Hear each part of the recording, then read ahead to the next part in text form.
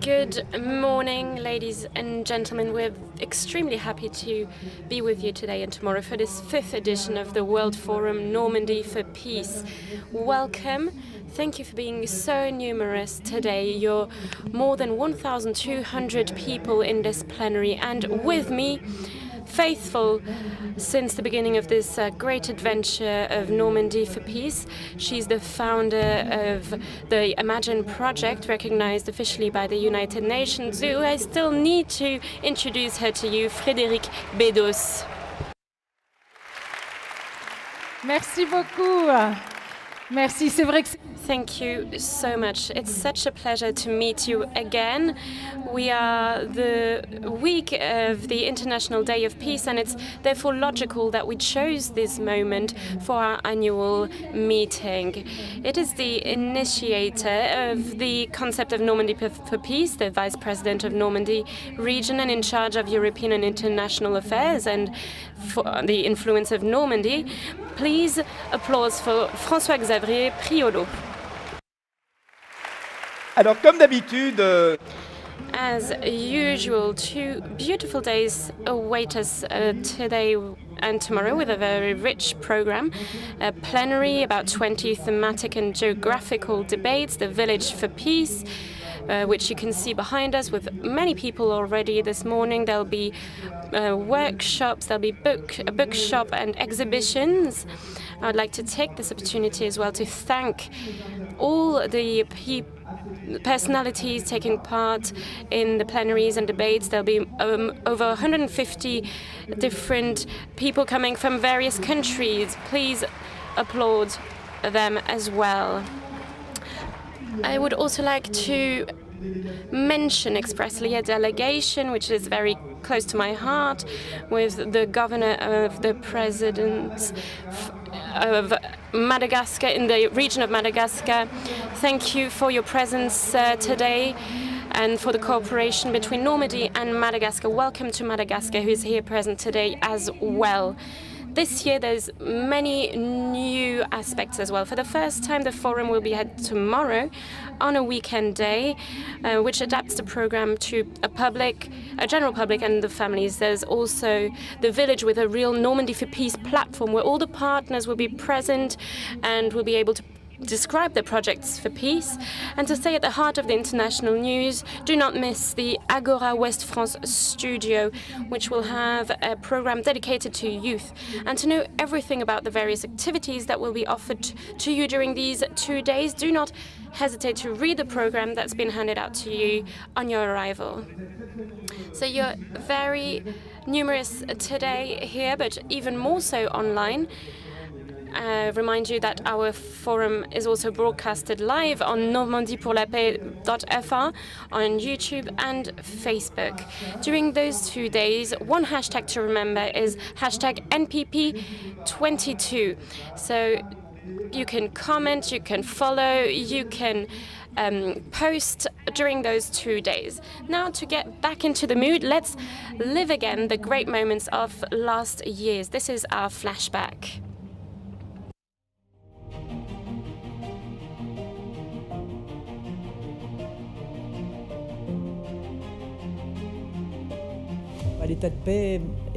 The state of peace is something that we need to conquer. We always need to strive towards peace. This is a wonderful concept. The state of peace itself isn't a given. We need dialogue. Il nous faut des dialogues. C'est le message, un dialogue mutuel. Respect public opinion. We should be able to communicate even if we do have differences over variant issues.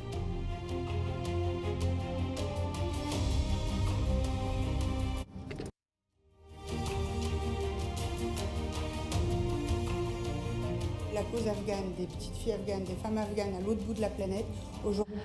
The cause of girls in Afghanistan is communicated via the social networks. This gives an opening to the outside world. And today in Caen, it's important to talk about what happens in Afghanistan. Bom, é que é importante a gente lutar junto, as nações se unirem important.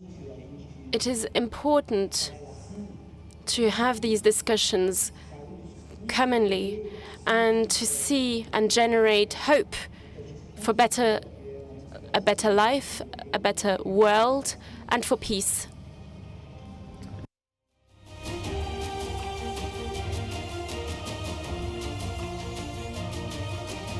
Bâtir un modèle dans lequel We need to build a model where we give more space for development, dialogue, sharing, and sharing in particular of common values.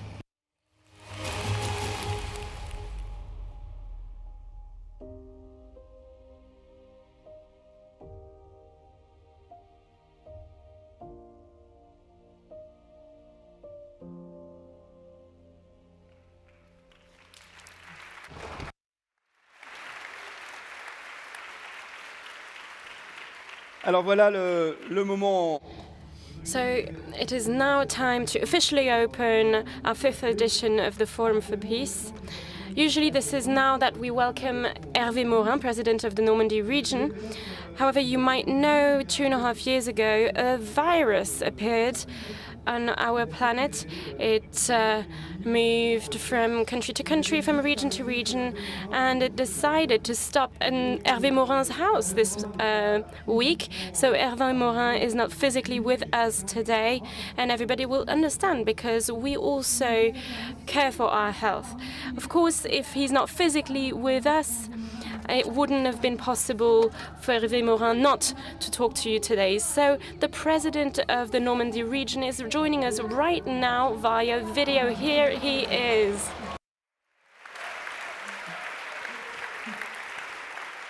La liaison est bien établie. D'abord, Hervé Morin, comment ça va? How are you, first of all? I'm getting better. If there wasn't these rules imposing a 7-year quarantine, I would be with you today. I'm really so sad not to be today with you. We've constructed this together. This has been a great adventure, the 5th edition. I think really Normandy for Peace is as important as the forum in Paris in terms of the quality of debates, of exchanges, of personalities present. François Xavier, without you, I think we can say nothing would be possible. And if Monsieur Priolo wasn't there, I could really say we couldn't be able to build something as immense, as well organized. Frédéric, thank you so much for being there each year. Thank you also to the Direction of International and European Affairs, to the region where we have over 150 collaborators, volunteers who commit. Thank you so much to all these people who really show that when we like and love our collectivity, we commit to it as well. And thank you as well to the 2 big figures of Bertrand Badi and Nicole Guinezo, who will be here today. Thank you so much for your help. Thank you to all who I haven't mentioned. Thank you for applauding this statement. I appreciate it. I am not going to waste this introduction. I think there's a very good intervention coming just after this. I would just like to say this again to Bertrand and Nicole. 2 years ago, remember, we have done a Forum for Peace on the builders of peace. And I remembered this morning that we said that most conflicts were not linked to states, but that they have causes that are deeper than that, linked to the conflicts of religion, war, the digital war, probably tomorrow also a food war. But the builders of war go beyond that, and the crisis in Ukraine called by a reality again and show that there can be conflicts, very heavy and intense conflicts, on the European continent as well. This is very far from what we had imagined about civil wars, etc., where a nation wants to impose the power of the strongest and reduce to nothing their neighboring nation. Clearly, in front of this, we have many questions. I believe you will try to find answers to them. First of all, it's an international system which is at danger, the construction of 1945. It's the crisis of multilateralism. It is also a part of the Western world that's been an actor of this who didn't respect to the letter what we have built together. It's also getting back to logical of blocks, if we may call it so. We know that globalization, the end of the Soviet Union and all that this means, but Russia is aggressive and China is also an actor of first plan and is also trade for some who is strongly linked to war, but there's also the question of the nuclear power. I believe, if I'm not wrong, that it is maybe since the Cuban crisis that is the first time that a nuclear power mentions this question, which is terrible because it leads to the destruction of our planet. Because we are talking about a weapon which is a weapon that we don't use. And behind this worry about our own very existence, we have had once this great threat, which was during the missile crisis in Cuba, and this was known during the Second World War, and culturally, intellectually, this was known. But today we need leaders who are cold-blooded, who understand, who keep a cold head, because this is a very stressful, a very dangerous moment. And I heard earlier in the retrospective about last year that we are in a state of peace, which is what we strive for. But right now we feel like we're at the brink of something, and it is worrying. I don't want to be too pessimistic, but this is a real worry. And for us Europeans, what does Europe do? Can Europe take its destiny into its own hands? Can it be can it answer this situation?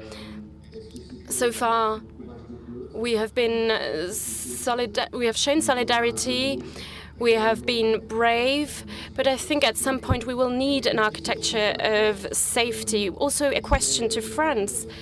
I read West France yesterday, an article by Françoise Wesbourg, mentioning the weakness of France's support to Ukraine in terms of military aid. And clearly, to us, the question is also to reposition our military tool, our military force. We will mention this during these 2 days as well.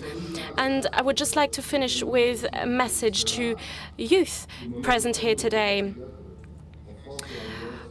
At a moment where so many in France and elsewhere are attracted to the new Robespierre, the new Marat, the new Saint-Just, I would like to tell them that behind these questions about peace, of course, we don't have the answer right now, but there is a central question. It's a question of culture and education, of being able to look at the other and appreciate the other person.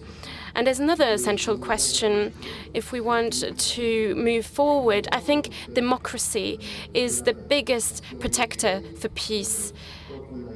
Truly, if we have democracy, people can decide between peace and hell, and people can decide for their future. And we see that in all the current crises, in the end, it is countries who are under the power of autocrats dictators for whom nothing prevails.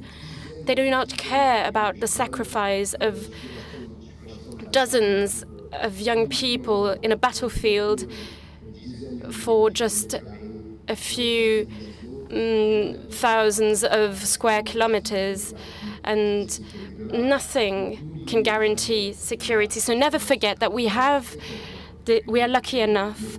France is still a democracy. So thank you very much. Thank you to all, also to you who are following us online. Thank you very much, Hervé Morin. Get well soon. À mon tour, exprimer ma gratitude. I'd like now to express my gratitude to Hervé, because we had also, you were telling me we should attempt at Normandy for la Paix, and this is what we did, thanks to you, thanks to the Normandy region. And now in the history of Normandy for Peace, there was also a very strong moment. It was in June 2019 when no less than 4 Nobel Peace Prizes came here to Caen to write together the Normandy Manifesto for Peace in the World. So this manifesto marked a strong intuition that recently, unfortunately, news confirmed. Humanity is in great existential danger if we do not respond appropriately and immediately to the threats that weigh on the world, beginning with, of course, the imminent nuclear risk. Among these 4 Nobel Peace Prize winners is Mohamed El-Baradei, former head of the IAEA, the International Atomic Energy, which is much talked about at the moment. So to contextualize the forum and the debates during these 2 days, Mohamed El-Baradei wanted to deliver us his vision of the world and of the stakes of today. We can listen to him now. The 5th meeting of the annual Normandy Peace Forum, which is steadily becoming an important forum in the global effort to create a peaceful and just world. In 2019, when I took part in Caen in the formulation and issuance of the Normandy Manifesto for Peace, we called for a new world order based on inclusion and equity, and a security paradigm anchored in dialogue, cooperation, and the elimination of weapons of mass destruction. We reiterated the Russell-Einstein Manifesto's call to renounce war before it puts an end to the human race, and the importance in that process of, quote, remembering our humanity and forget the rest, unquote. Regrettably, our human conditions is not getting better by any measure since that time. There is an unprecedented convergence of violence, polarization, ultranationalism, inequality, hunger, and disease. More troubling is the fading of some shared human values, notably the sanctity and equal value of life and the importance of human dignity. We are almost oblivious to 2 Damocles' swords hanging over our heads: an escalating nuclear danger and the fast degradation of our environment. As I'm speaking to you now, a war has been raging in Europe for 6 months with no end in sight. And it is not the only one. There are 9 nuclear weapon states that show no intention to disarm. They are quite to the contrary, racing toward a more sophisticated nuclear weapons and delivery systems, while heavily hinting at their possible use. The developed world did not make good on its commitment to provide the developing countries with the resources, $100 billion annually by 2020, to mitigate and adapt to climate change, a crisis that is steadily decimating part of the world where the vulnerable and poor are the primary victims of a crisis they have not created. Pakistan is a recent example. People are dying of hunger in Somalia, Ethiopia, and elsewhere. Refugees fleeing war and misery are almost deliberately left to drown.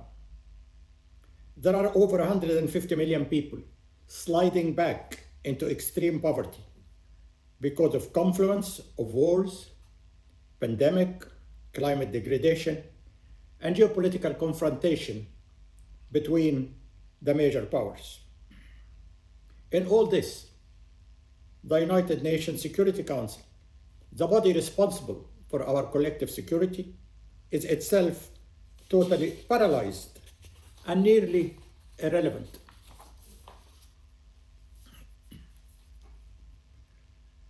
In an area I'm quite familiar with, nuclear energy, a Russian roulette is being played near a nuclear power reactor in Ukraine, risking a human catastrophe, which is not only violates international humanitarian law, but also exposes our dangerous irresponsibility.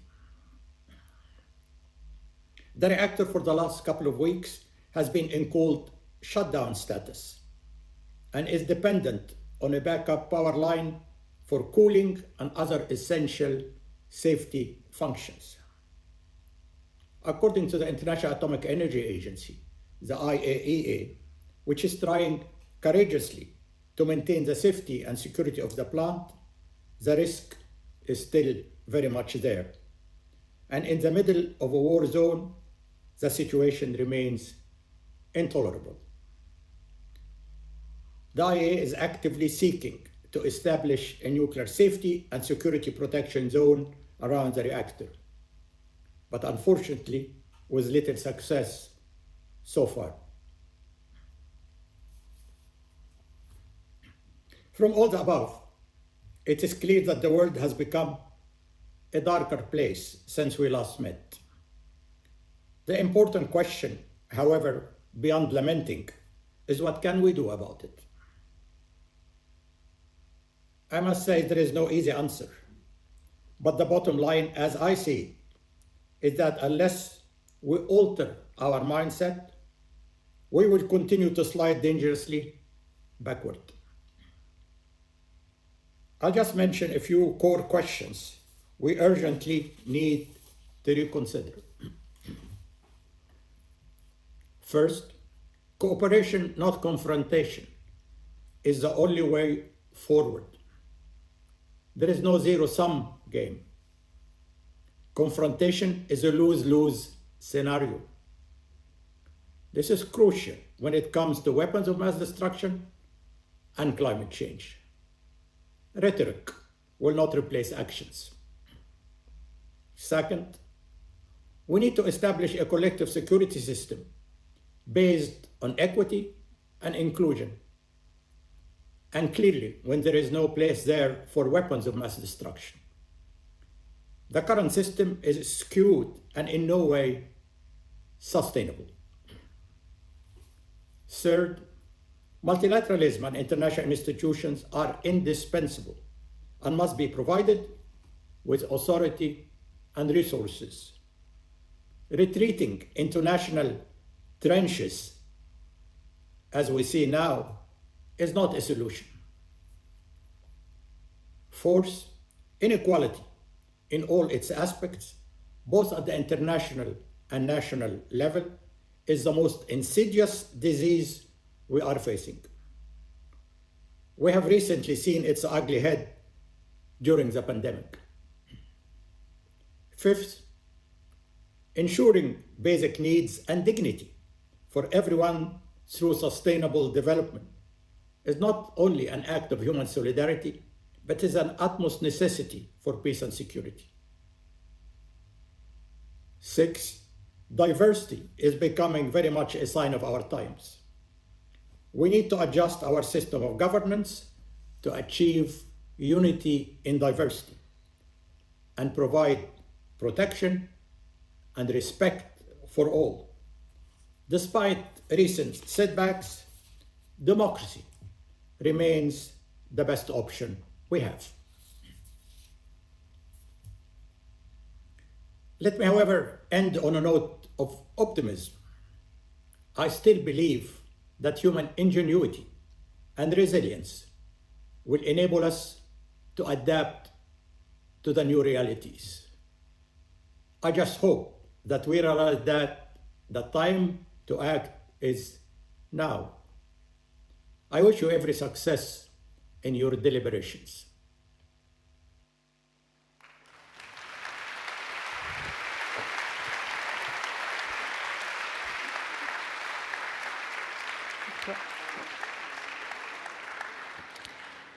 Dans le prolongement du manifeste Normandie pour la paix et de son In the wake of the NPP manifesto and its instigator, Sandeep Waslekar, president of the Indian think tank Strategic Foresight Group, a remarkable initiative was held yesterday here at the Abbaye des Dames. The meeting was behind closed doors with high-level experts from 4 countries, 4 permanent members of the Security Council. I'm talking about China, the United States, the United Kingdom, and France. This is what we know as the P4. Yes. The objective of the P4 is to explore ways of cooperation. This was the first session of a series of meetings that will, from now on, happen alternatively in Normandy and Geneva, in link with the Center of Security Policies of Geneva. Its members are with us this morning. I will ask them to stand up and thank them. Avec une belle journée de travail hier. We know they worked hard yesterday. They tried to find concrete solutions to make progress in the de-escalation. Ladies and gentlemen, as you know, the world situation has changed. Everything is accelerating. Our reference points are disappearing, as if we no longer control anything. From now on, the state of the world invades our daily life. What happens thousands of miles away upsets our way of life and causes growing anxiety. All of this generates fear and wars. The world, as we said, is at a tipping point. On which side of the wall will we fall? Our humanity is facing unprecedented challenges. There are 2 ways to react to this: fear and rejections, or boldness and courage. Here at the Normandy Peace Forum, our choice is made. Down with the walls, down with these enclosures that make wars. That's the central theme of this 5th edition under the scientific direction of Bertrand Badi and Nicole Gnisozzo, who are also faithful since the 1st edition of the forum in 2018. Please give them a round of applause. Alors le sujet des murs, je vous propose d'y... On the subject of walls, I propose to show a film co-directed by INA for the NPP. Let's watch it.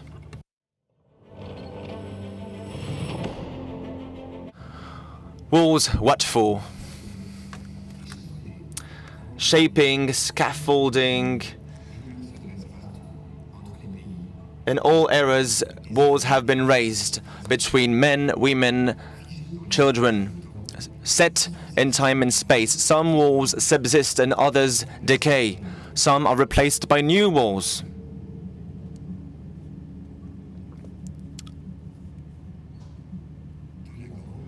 From the Great Wall of China to the USA-Mexico border, based on global conflicts, ideological battles, uncontrolled immigration and new dangers, the function of walls has changed over time.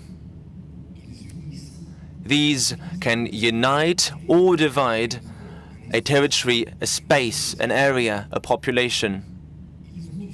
They make sense for those who built them. But of course, the ones behind it contest them and try to cross over them. Despite many attempts to tear them down, despite overtures fostered by exchanges in the world, walls today proliferate. From a dozen in the 20th century, there are 5 as many today. Half of the current walls were built after 2010. If put together, they would run over 40,000 kilometers, that is the circumference of the Earth. They cut over the Earth's surface and represent just as many scars. They're an obstacle to peace, whilst giving the illusion to preserve it.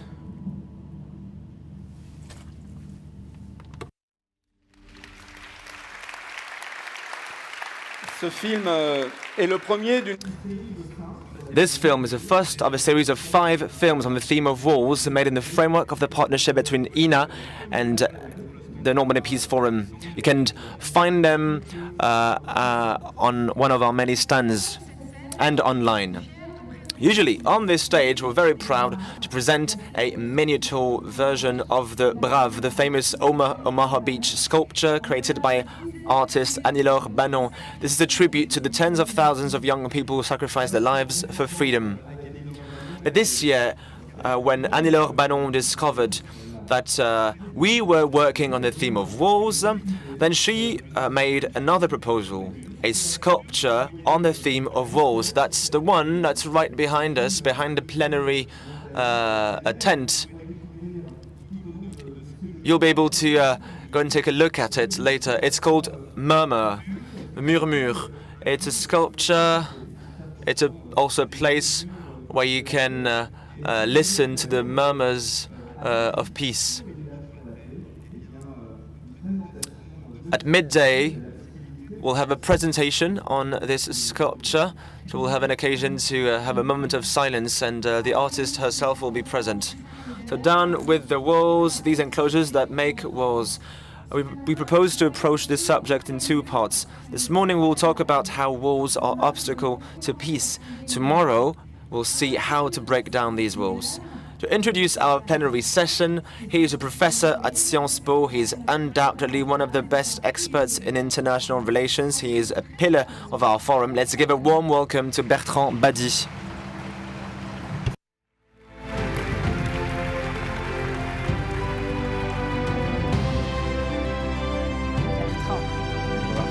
Le public total.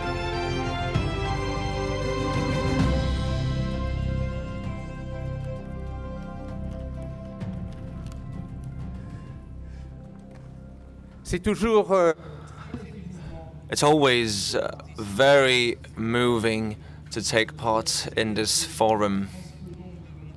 I'm always very happy to give 30 seconds of my time to give a warm round of applause to those without whom this forum would not exist.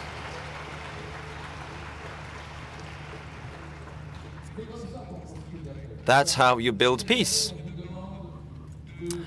This year, you were asked to use your best tools, your best hammer to tear down these walls that are the perpetual source of violence, of conflicts and wars. A Canadian political analyst, Paul Chart, a few years ago was writing that diplomacy to him was the art of handling separations and division. I think he did highlight one of the most important dimensions when we talk about war and peace. He was showing with these words, and this will be the thread of our conversations during 2 days, he was showing that separation is intrinsically source of war. Separation is the act that mobilizes the 5 nights of the apocalypse. Separation, wars, is all about lack of understanding in a world that exists through understanding, inter-understanding. This is a globalized world. The war cuts a connection and prevents understanding. Separation, walls, it's also about enclosure. The enclosure is all about cultivating the love of your own self and crystallizing it in a sectarian identity that becomes ever more violent and explosive, and it denies our humanity. This is placing your own identity before the interests of the entire humanity. The third night of the apocalypse is exclusion. The war excludes. By excluding, it becomes a factory producing constantly enemies, because the war designs the other, shows him or her as being the other, the exterior. The fourth night is fragilization. The war is here to weaken the weakest at the benefit of the strong. This fragilization means that you place an entire part of humanity in human insecurity, is what Mohammed al-Baradei was talking about. It denies them resources that belong to humanity rightfully. Food resources, energy resources, economic resources, health resources. How many men and women die because of the walls, because they cannot go to an area with hospitals beyond the walls? Finally, the fifth night of the apocalypse. The wall creates the conditions for transgression. If there's a wall and we have to cross over it, we can only do so through violence. That's the fifth violence. So we said lack of understanding, enclosure, exclusion, fragilization, and transgression. History is paradoxical in a way. As humanity was progress, these walls were erected and became more and more numerous. Of course, in ancient cities there were walls, but these ancient cities, whether they be imperial or not, never had clear borders. No traditional political system was walled off. We talked about the Great Wall of China, yes, but this had a purpose, to protect themselves from invasion. They didn't try to stop movement of people, and that's a huge difference. The idea of a wall is actually quite French. Let's talk about Vauban. Vauban considered that security should be achieved through clear borders, that we should do away with enclaves. We need to distinguish one and the other through borders. And that's how, in France, appeared all these ramparts. But in Vauban's mind, in our statesman's mind, the wall wasn't an exclusion. The wall was the art of juxtaposition, of layering. We went from layering to exclusion, and we took the wall and made it into an instrument of defense, of offense, even. So this transformation is quite paradoxical. Because it becomes extremely anecdotal in a world that becomes ever more globalized. And that's the paradox here. We live in a world where we all see and hear everyone else, and everyone needs everyone else, which did not used to be the case in ancient societies. In this world, each day we exchange $3 trillion on financial markets. We live in a world where everything must be opened, because this is a world of interdependence, and that's entirely new in our human history. We're also in a world of movement. War is all about immobility, and I say this to our friends from high school in the room. State and immobility has the same root in French. In our modern political history, we're very much attached to what stays immobile.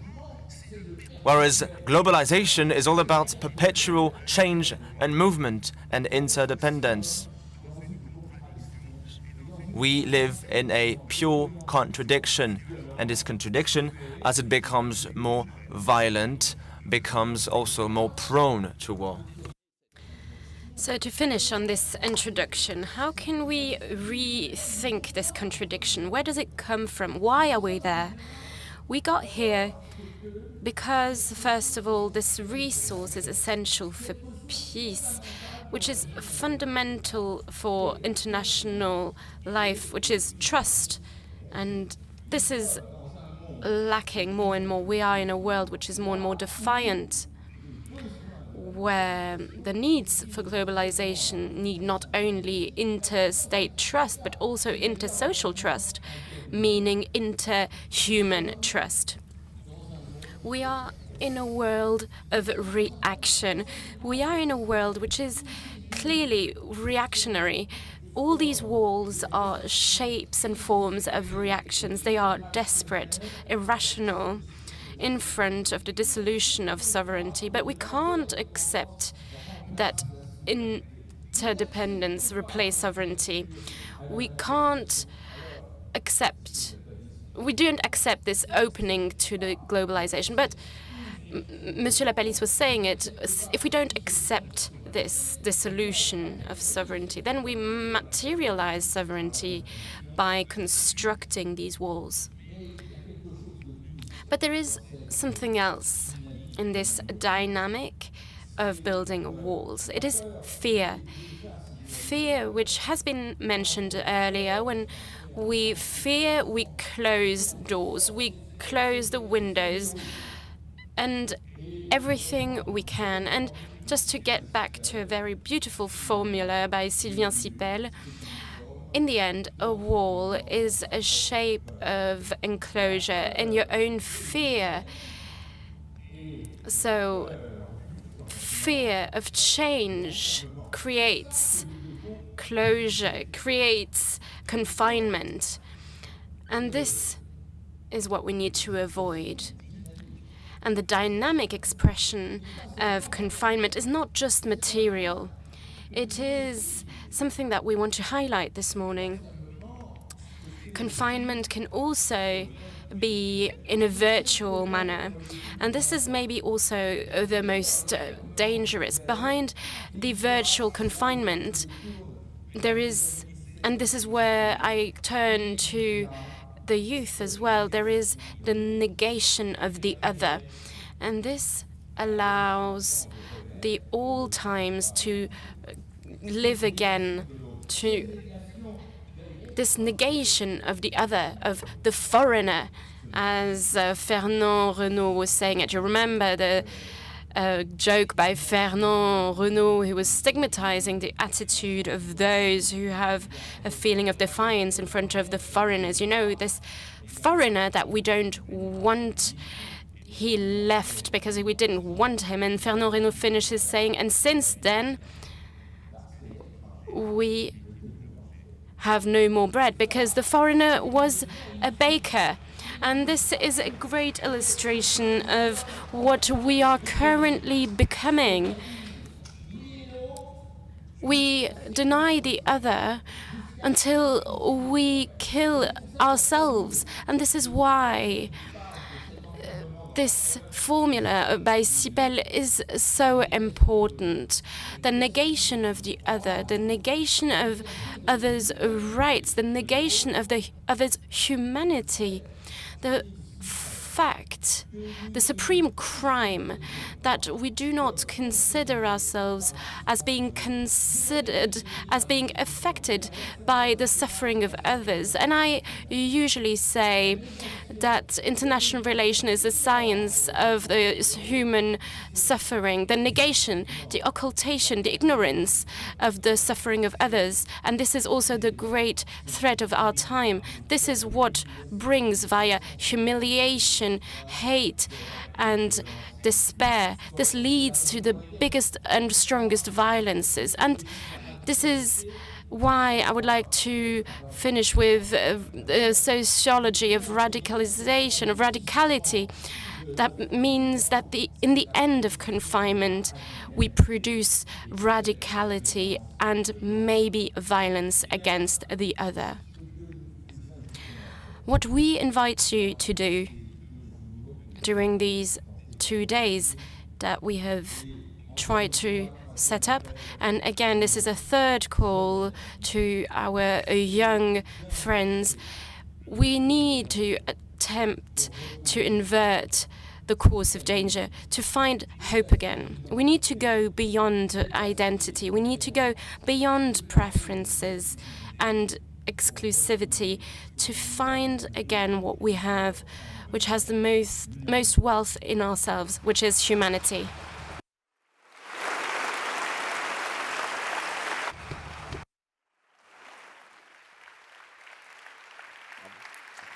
Merci. Merci Bertrand Badi. Thank you, dear Bertrand. I suggest that you might take a seat here. And I'd also like to say that at the end of the morning, you will go and meet the public, the audience, at the workshop. So, obstacles to peace. Why? For 2 reasons. The first, and this had been said a few times already, walls have never provided any real solutions to the problems that they were supposed to solve. And the second is that by their very existence, they cause new problems and new sufferings. Yes, so walls bring false solutions and generate real problems. And when we talk about these issue of walls, it's hard not to think about the Israeli-Palestinian wall. And when we talk about it, how can we escape a feeling of absurdity and impotence? To participate in this first roundtable entitled "This Israeli-Palestinian Wall That Makes Peace Impossible," let's welcome on stage the historian, poet, and essayist Elia Sambar, and connected via online from Jerusalem, the French-Israeli journalist, reporter, and author Charles Anderlin.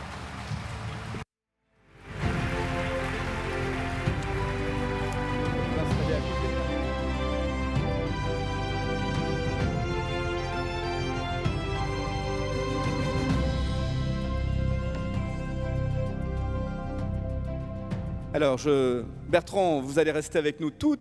Bertrand, you will be staying with us all morning. You are also a witness of these debates. Elia Sandar is with us. And from Jerusalem, we have Charles Anderlin. So we're going to discuss on this sense and the meaning of this wall between Israel and Palestine. So all walls don't have the same function. They don't all look alike. So can you tell us what is unique about this wall between Israel and Palestine? Thank you. And first of all, thank you for the invitation. I'm very touched and well done for this beautiful event. Honestly, I didn't expect that the site would look as it looks this morning, and also the wealth of activities that are provided are really great, in particular at these very worrying times. Bertrand Badi has helped me a great amount with his introduction. It was very clear, very human, fundamentally human, and he mentioned, and I think it's important for you to know, and this also makes my ideas easier to explain. So a wall has 2 sides. Bertrand has said what happens on the Israeli side, so now I need to mention what happens on the other side of the wall. And I will need to give you some keys to be able to talk about this question. I have only little time, but I need to give you keys in order to understand. So I think fundamentally that the wall, it's an Israeli wall, not an Israeli-Palestinian wall. It has been imposed to Palestine. So this wall has a dream, and it was to be considered as a border. Whatever we say, borders appear as an act of agreement between 2 neighbors where they agree on the exchange of sovereignty. In the Palestinian case, it is not the case. There's always the argument that it can protect from attacks. And I'll also make a comment here on which we need to think that when Zionism has been conceived, when it was born, and the political project was being developed, the idea was to find a haven for populations of no matter what country, for Jewish people to be safe. And where the paradox relies, and what is also a suffering, it means that it is the only place in the world where Jews are being in danger. It is in this haven where they should have been safe. So somewhere, this is not the only result, but this function of protection has failed. Today, Israel only exists through its own illusion of military supremacy, which is supposed to be eternal, which doesn't exist. So getting back to this wall, which is on the Palestinian grounds, it is an annexation wall and not a separation wall. It is presented each time as being a possible formula for the birth of two states, but actually it reduces to nothing any possibility of an existence of a Palestinian state. And sometimes you hear a word which will catch your attention. And a few years ago, Simone Bitton, a French-Israeli cinema producer, has made a film on the wall. And she interviewed one of the generals who elaborated the concept of the wall. So this was in Hebrew. And I know that the partisans and friends of Israel tried to find names for the wall to be able to present it, make it presentable. So a barrier of separation, etc. And here, the Israel general answers. And I am completely surprised. And Simone, in the subtitles, also translates. The name of this creation is a sewing line, a stitching line. So this means that you want to stick together two pieces and not separate them. So the general was right. The objective of the wall was to swallow up what was left of the Palestinian territory following the peace treaty. So first of all, this wall wasn't fixed. We said the same about the Berlin Wall, the China Wall. It is not fixed. You've seen it during the construction of the wall. You've seen the blocks, yes, in the INA video. So the wall moves, eats up more grounds, and it doesn't protect. It can protect some military operations, but it doesn't protect really. But mostly this wall is an obstacle at the birth of a real peace. An obstacle for peace, because very soon there will be nothing left to negotiate, and that is the end. There will be no more grounds to share. Can I have 2 minutes to say what I mean by real peace? I have taken part in the negotiations. I was in charge of coordinating the preparations of the negotiations at the end of the 80s. And then I was in the Madrid conference, and I was given a file which was very explosive on the question of the return of the Palestinian refugees. This was a world that I was in. The negotiations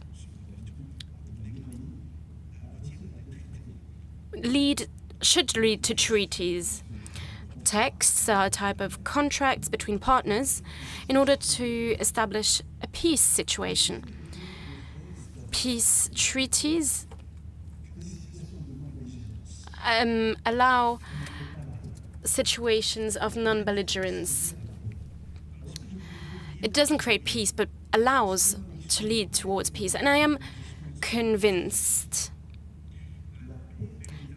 real peace can only be founded on reconciliation, not just on a guarantee of two treaties, of international guarantee. You can sign them, you can rip them apart, We really need to have a reality of reconciliation. That's what we need. In the Palestinian case, this cannot come from an exchange of territory.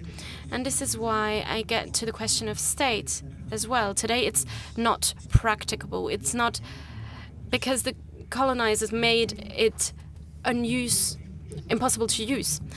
Peace today, in the case of Palestine, can only start from a situation of neighboring countries, which would allow to develop an art of neighboring in peace and lead to a reconciliation. So simply, this might seem lyrical to you, but I am convinced by it. Real peace, means peace in hearts, not just a treaty between two parties. We're very far away from it. It is not because it's not doable that we can't fight for it, for reconciliation. We're now in a phase where we need to see, can we invent an art of living together, of neighboring, of being able to cohabitate and find a real reconciliation that will bring real peace in hearts and not just on paper. Merci. Merci beaucoup, Elias Sambar. Thank you so much, Elias, for this. We will now turn to Charles Anderlin. Charles Anderlin, thank you so much for accepting our invitation. You are Franco-Israeli, you live in Jerusalem, you're a journalist, and you've been covering the Israeli-Palestinian conflict for decades. You talk about the physical wall, you talk about this wall which is a physical wall, which is moving, and which doesn't really follow real borders. But what really worries you, Charles Anderlin, is the ideological wall, namely the one of fundamentalism, of the ultra-Orthodox movements. And so, according to you, the crisis is also internal. Is that right? Hello, yes, thank you for the invitation. I agree with Elias Sambar, my friend who I've known for a few decades now, because by covering the Oslo process, I was able to meet him. And yes, the issue, I think, is not the wall that was created during the Ariel Sharon time in the 2000s, first of all for security reasons, but also demographic reasons. So it separates the Palestinian population from the West Bank from the Arab Israeli population.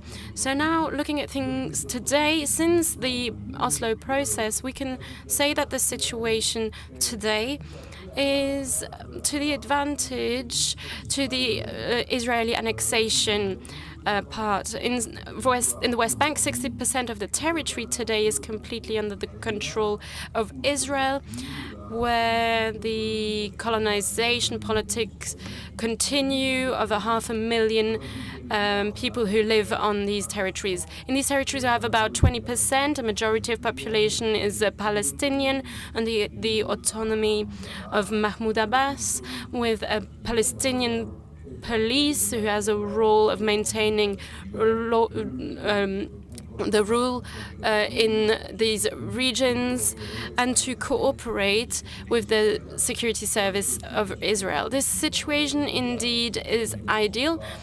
Israel doesn't spend $1, €1, 1 shekel for the occupation. It's an occupation, absolutely, because everything coming out of West Bank and, of course, also Gaza is under Israeli control. Israeli army is allowed to carry out controls as well in the region. So I think we need to look at things as they are. 60% of Jewish Israelis consider themselves to be right-wing. So they have annexionist ideas. Now, the aspect of religious Zionism, that means also that in the West Bank is the Judée-Samarie, which is the grounds of Israel and therefore Jewish. And this idea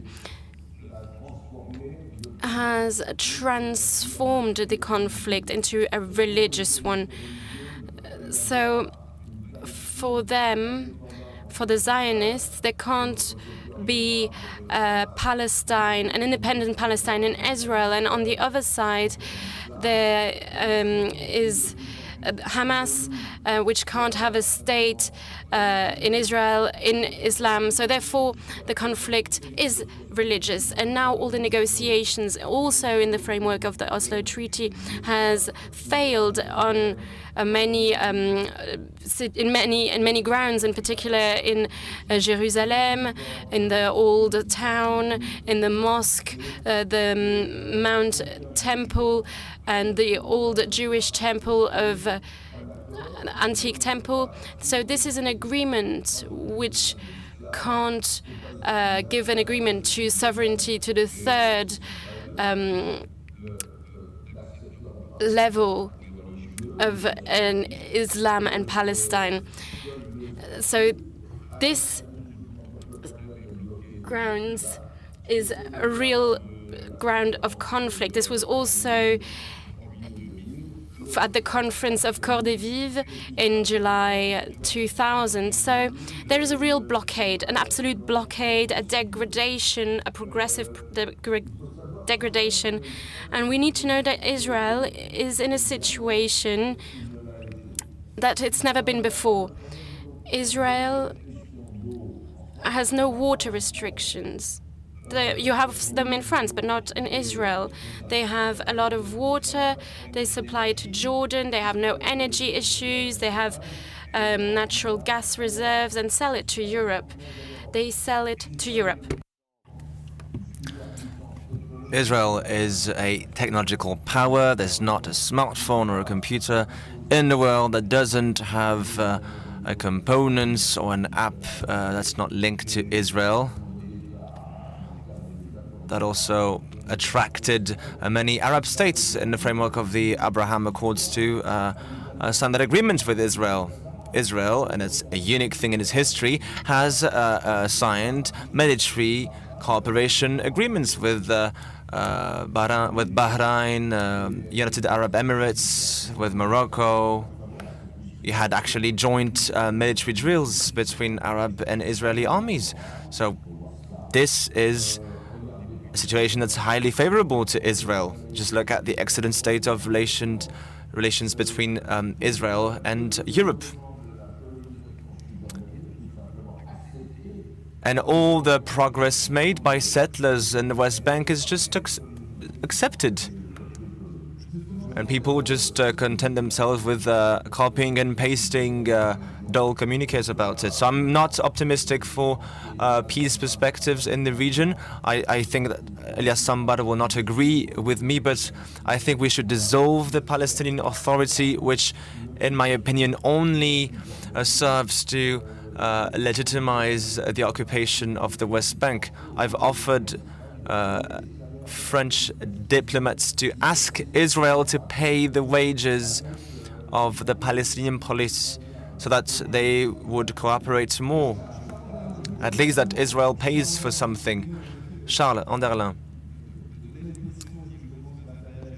He just gave an interesting opinion. I'm sure Elias Sambar will want to react. You, Elias Sambar, consider that Palestine has been abandoned, that it fell out of the international spectrum, that everyone accepted what's happening. And Charles Anderlin, you're saying that in the face of this deadlock, what role could we give to the international community? This is an open question also to Bertrand Badi. Hi, good morning, Charles. He's raised different interesting points, but they all converge towards the same points. That's the question that you're asking. The question of occupation. Yes, it's not costing anything to Israel. The deadlocks seem to be unsurmountable, especially on Jerusalem. I will also add something on the topic of refugees here. Yes, impossibility for them to return home. Israel, yes, is an ideal situation. However, it's true that Israel occupies these lands for free. It is free for Israel, but it does yield hefty profits because these occupied territories live off Israeli products. If you want a box of matches, you will buy it from Israel. So Israel has a very important market output in the occupied territories. But there's more to it. How does this authority survive? They don't just pay for police wages. Today there are 188,000 families receiving their wage from the Palestinian Authority. So if we talk about an average Palestinian family, 70 to 75% of the Palestinian population lives off this wage. Where does that come from, this money? It comes from mainly European aid.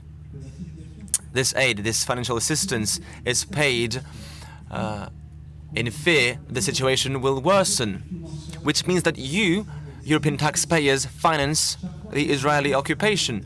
Each time that Israeli aviation tears down a building, everyone says, please calm down, de-escalate. The Europeans say, we will rebuild, we will repair. That was the case with the Gaza port. It was entirely French. It's been razed to the ground. The French said, we'll build it again. But we know at some point it's what they will do. So what hampers peace is not just the difficult topics during negotiations. What hampers peace is that these contributors, the French or the West, think they're just a piggy bank and they don't have a word to say in this chapter, and that's the role of the US. And there's a question we need to ask Europe. It reminds me of something I was saying to an Israeli diplomat after the signing of these Abraham Accords, with 3 Gulf countries, with the renewing of relations, which means that Arab states are abandoning the Palestinian community. Yes, but I will first go back to your question. So this diplomat was saying, right, so what do you have to say? You see, we have these Abraham Accords. And I said, yes, that's great. I see that you're making a great amount of money. And I was saying, I hope that you will get every penny from them, because these countries that you're working with, I think they're fictitious, false countries. I used to be an ambassador, now I'm not anymore, I can say these things. I said, right, it's all good, you have all of this. Some Arab countries have opened up embassies, that's fantastic. Some will do it in Jerusalem, that's great. But I have one question for you. When you're home, when you go to your window looking out, you open up the curtains, who do you see in the garden? He said, me. So I said, well, you can sign all the agreements on the world as long as I'm the person that you see from your window. That's me you should be dealing with, not Gulf countries. Not just because a fundamental actor disappeared from the scene does it mean that the problem has been solved. It usually means the contrary. Thank you, Mr. Sanbar. Bertrand Badi, I think you wished to react. Yes. I think this chat between Elias Sambar and Charles Anderlin is extraordinarily rich and allows us to make strides in our reflection. Even if we focus just on the different levels of analyzing and identifying the lands and the walls. There's 3 different ways we can understand the territorial question in the Palestinian tragedy. First, there's the individual dimension. My house was destroyed, my land was confiscated, my family heritage disappeared. We're talking about an attachment to the land more than to a territory. That's already a different meaning to it.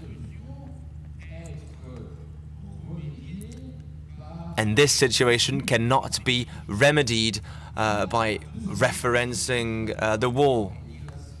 Secondly, and that's hugely important, and Elias Sambar knows it better than I do, in all my chats with my Palestinian colleagues, there's the symbolic meaning of the war.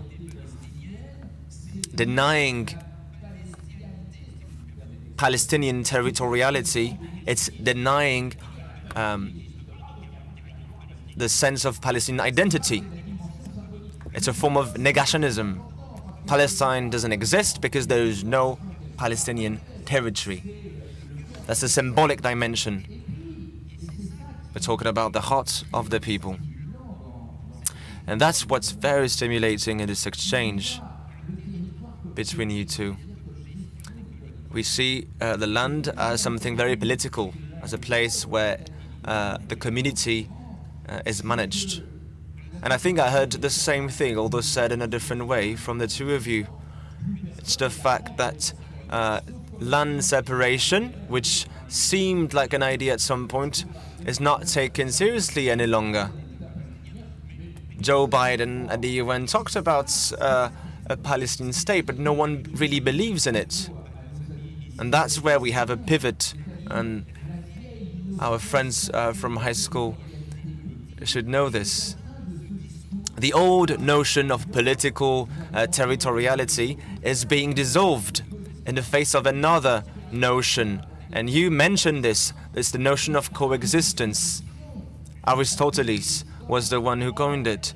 By definition, coexistence is completely antagonistic to the notion of a wall. So we need to think about coexistence, not about layering of different identities. Coexistence means transforming souls and hearts, social behaviors. So my follow-up question to the both of you is, how do we get on with this transformation of soul and hearts to tear down these walls in our heads and our hearts? Yes, it's a great question, but we are running out of time. It was already a great debate. Charles Darlin, I'll give you the floor for one last comment. We are running late, but still, we're giving you the last word, please. If you allow, I'll tell a story. Regularly, the EU, the Dutch, and others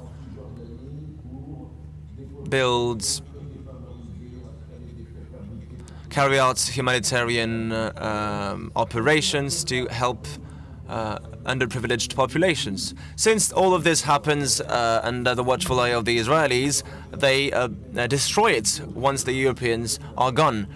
The Europeans almost have to apologize to the Israelis for what happens. That was just an anecdote.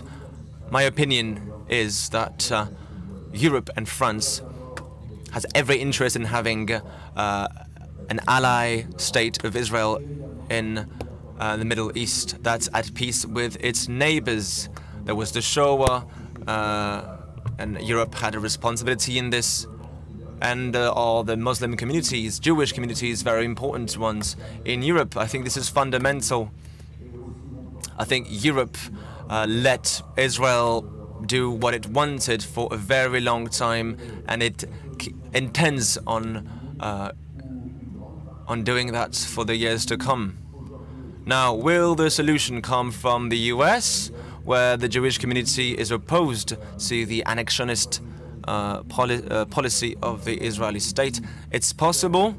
We can tell that the Biden administration is already a bit more firm with Israel, but we don't know where that will take us. Thank you, Charles Darlin. Elias Sambar, a last word to conclude this roundtable. Yes, 2 sentences to finish. We do not have a solution. We can't just invent nice formulas to reassure ourselves. But we could work on 2 different axes. First, to fight for negotiations. To this day, what derailed the negotiations wasn't the topic of sovereignty. The topic was which god of all 3 was the most sovereign. All 3 religions pretend they have the same god, but it gives way to just unbearable discussions on which god is best and which god is more sovereign. This completely derails the negotiations. And it takes us back to the topic of fundamentalist. Secondly, second axis of work, in 1988, when we decided to work on a negotiated solution, when we went to Algiers to vote with the Palestinian government in exile, we were able to vote this decision to go in exile thanks to a distinction that we made, a painful one. Palestinian, me included, consider that the entire Palestine is their country. When we went to the negotiations, we voted on this point. All Palestine is my nation, but I will accept that the Palestinian state will not cover the entire Palestinian land. That's a historical compromise that was born of this distinction. It was a very painful distinction, and it cost us a lot to do it. I was born in Galilee, not in the West Bank, so the entire Palestine is my nation, and I fight so that my state one day is born in not just a portion of what is my land. Thank you so much. Your message has been heard. Thank you to Sharon Derlin and Elias Sambar. This way, please. François Xavier, last year we held our forum sometime after the fall of Kabul at the hands of the Taliban. We were all shocked, and our first preoccupation was the situation of women and young girls in the country, which is why we wanted to dedicate a session on the situation in Afghanistan. For those of you who were present last year, you may remember that we had announced the Normandy Region initiative to host different Afghan artists to give them residences in Normandy throughout different establishments, CDN, the Préau, le Tangram, la Scène Nationale, the Volcan in the city of Le Havre.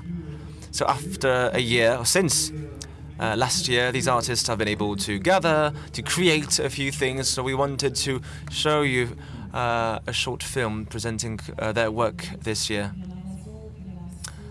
On the 24th of February, when Russia invaded Ukraine, I called them and I said, I'm here. If you need protection, if you need help, I am here. Le Préau, the institution, and I myself are here. We can help you.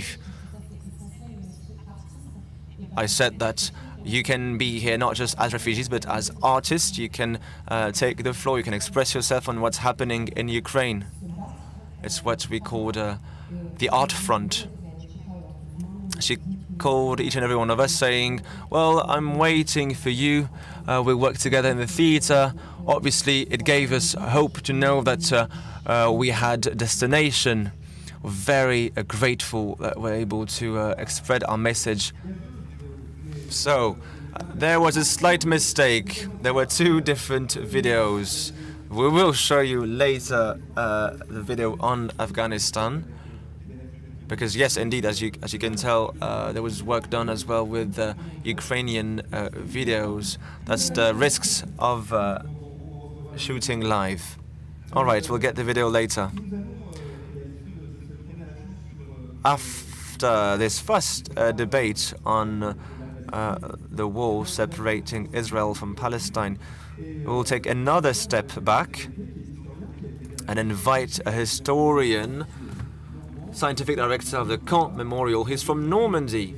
He's author of many books. One of them, published by Perrin, is of interest to us, titled Murs, Walls, Another History of Men. It was already translated in different countries. It will be also translated in Chinese very soon. Please give a warm welcome to Claude Quetel.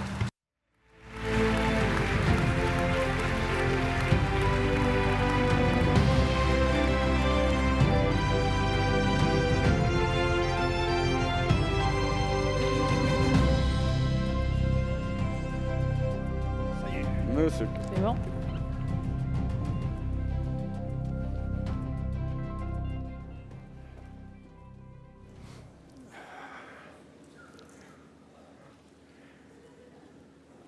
Excusez-moi, il faut que je... I apologize. I need to change my glasses. Voilà.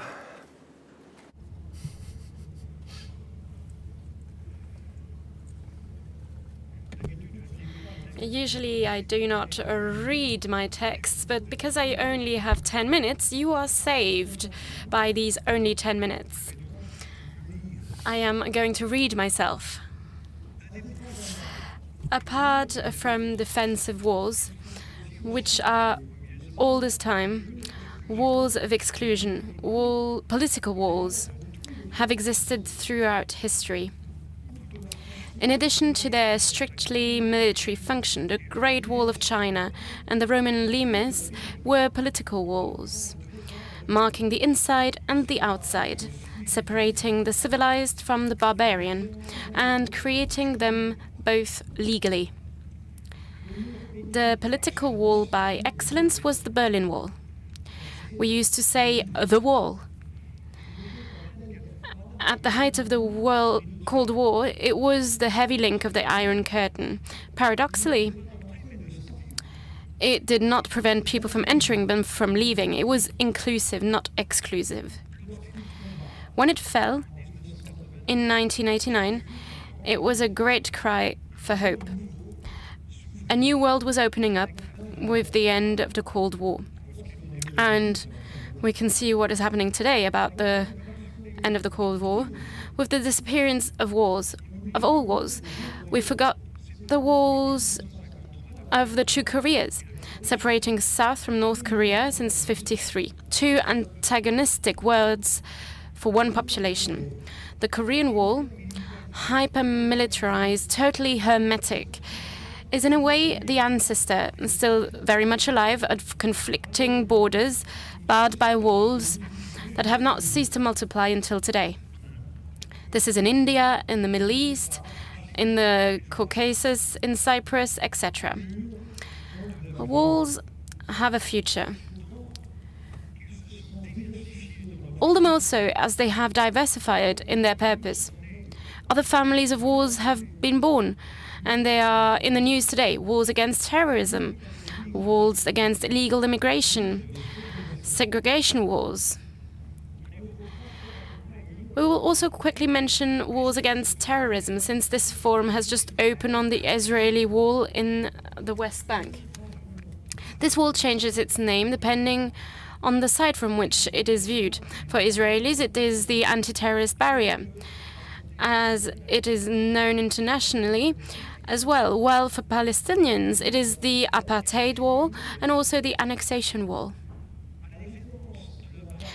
Unlike the Egyptian barrier in front of the Gaza Strip, which is also anti-terrorist, Israel's wall does not follow a border, and its construction in Palestinian territory has been declared contrary to international law by the International Court of Justice. But what do the International Court of Justice rulings have on the world's destiny? This cannot be said for wars against illegal immigration, which are based on recognized borders and are erected by sovereign states on their own territory. The most publicized, the most internationally mentioned, especially since Trump has given it prominence, is the border between the United States and Mexico. It's nicknamed Bush's Wall, but also sometimes Trump's Wall, or also the Tortilla border with its 3,141 kilometer of border. It is the longest barrier in the world against illegal immigration, and obviously it's impossible to fence such a distance in a continuous way, but the sums of money that have been invested until now are colossal. And why? This only to try and stem a huge illegal migration flow, perhaps 500,000 migrantes per year. So this Tortilla border also takes into account 12 million illegal Latinos already in the United States. The Tortilla border, with its new generation of anti-personnel radar, of specialized patrols, has not solved the problem. There is a problem all the same time. especially since the Mexican border is also the major crossing point for drug traffickers. And drugs are now a huge issue in the United States. The European Union, so often absent from the international scene, virtuously condemned Bush's wall. Its representative for foreign policy declared in a press conference in Mexico on the 17th of April 2007, "We do not think that walls are reasonable instruments to prevent people from entering a country." Except that, a few years later, the same European Union decided to build barriers in Ceuta and Melilla, Spanish enclaves in Morocco, but also advanced points of the Schengen area. The aim was to block illegal immigration from both white and black Africa to Europe. These barriers proved to be effective. The illegal immigration routes moved to the east of the Mediterranean, from Libya to Italy, from Cyprus, and now from Turkey to Greece and the Balkans. At the same time, the wars have multiplied as well in Greece, Bulgaria, in Hungary, facing Serbia and Croatia, and we forget some. Also, Austria and Slovenia. And Brussels lets each of its member states manage as if it were its own borders and not the Schengen area. The same thing is happening also in the east, with Poland, Lithuania, Latvia deciding in turn to build barriers against Belarus, which is accused of letting illegal migrants through en masse from Pakistan and Afghanistan. This is inhumane, unbearable to look at, and ultimately also ineffective. The walls against illegal immigration are the object of a general indignation. Bridges, not walls, is the slogan that is supported by all. These walls should be an obstacle. These walls would be an obstacle to freedom of movement. But what freedom of movement are we talking about? We would already be in a world state. No more states, no more borders, and therefore no more wars. While waiting for this utopian, brave new world, it is neither equality nor a free pass that presides over the destiny of our planet today, but inequality. No one dares to invoke the famous North-South, described by Jean-Christophe Ruffin in 1991, a world of 1.2 billion rich old people facing 5.7 billion poor young people. Walls against illegal immigration are the clumsy answer of the strong to the weak, the rich to the poor, the rich reacting to the pressure of the poor. It is in this cause that we must focus more than on its consequence. Lastly, the family of segregation walls, which is very discreet today. In the 1970s and 80s, the peace lines in Belfast separating Catholics from Protestants in a country where a civil war was raging. But today, the segregation walls that have a bright future are those of the gated communities. Excuse my English. Closed and secured housing blocks, meaning that you can, if we want, for want of being able to lock up others, as in Padua in 2006, we actually lock up ourselves collectively with forbidden access to non-residents. In the United States, 8 million people, not all rich, retired people, live in 80,000 gated communities. The phenomenon has spread, first and foremost in Latin America. Hundreds of thousands of middle-class people in Argentina and Brazil have locked themselves up. The rich, for them, live far away from this. The real gated cities were born this way. In Rio de Janeiro, secure, clearly walled islands run closely along the favelas. To a lesser extent, the phenomenon has spread into Europe as well, in France and elsewhere. Any large real estate program outside the metropolis, including mid-range ones, are de facto gated today. So when will the wars end? Not tomorrow, in any case. They are criticized, especially those too often ignored and gated communities, signifying a desire to live among oneself and to refuse to accept differences. On the contrary, wars accept differences, but only if this remains on the other side of the wall. Thank you very much. Merci beaucoup. Merci beaucoup. Merci. Je vous accompagner. Thank you, Claude Quetel. You just mentioned the other side of the wall, these walls that are meant to be walls of separation and whose history show that they are, in fact, ineffective. Faced with the ebb and flow of human activity, walls have never prevented men and women from trying to cross to the other side. For the second round table, we welcome Paolo Artini, representative of HCR for France and Monaco, and Jean-Claude Samouillet, president of the Administration Council of Amnesty France. Je voudrais aussi indiquer la présence parmi nous de Madame Fabienne. And we also have Fabienne Keller with us, Euro Deputy at the Parliament, with whom we have a great partnership with Normandy for Peace, and also the presence of the General Consul of Morocco with us today. Thank you very much.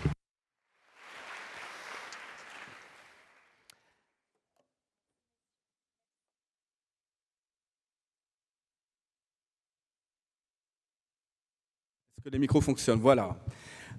On a commencé à... So we also started on the subject since this morning. It's a question of walls as borders. We talked about a moving wall as well. But now the question around the border and the movement of population, and Europe also dedicated an agency for the management of borders with Frontex. So now a question to you two. What about the right of the states to manage their own countries? This is a right of states. They have the right and the duty to manage their borders and their migration policy, but this needs to respect the fundamental rights and also the rights to life. It's not acceptable that 1,200 people or 2,000 people die each year crossing the Mediterranean, that we push back people to Libya when we know what happens there. It's forced prostitution, torture, forced labor. All this is unacceptable. So, of course, states can manage their borders, but they need to respect the right for asylum as well. There's also an important text, the Geneva Convention of '51 on the status of refugees. By signing and ratifying this text, the 2/3 of states across the world have committed to give to persecuted people in their country an international protection. So this is not a migration policy. This is not compassion. This is a right for persecuted people to get refuge. And this cannot be neglected. Bonjour. D'abord, je ne peux que... Hello, I can only agree with your words, and thank you for Normandy for Peace. Because I believe that peace is really the real solution to the deep causes of these refugee flows. So why the wall?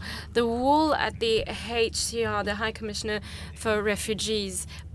So it is in itself the definition of the refugee to have crossed a border out of their own country. So unfortunately, people leaving their country because of war and persecution, the numbers keep growing, unfortunately, and also the number of people internally displaced. So today, we have unfortunately passed the symbolic milestone, 100 million displaced people, because of many factors contributing to this. This is wars, crisis, climate change, and there's also an impact due to the war in Ukraine. So this is the context in which we need to remember the responsibilities of states. We need to respect the obligations, the international obligations. We also saw it during COVID. We talked about public health, but we also need to allow access for people who need protection.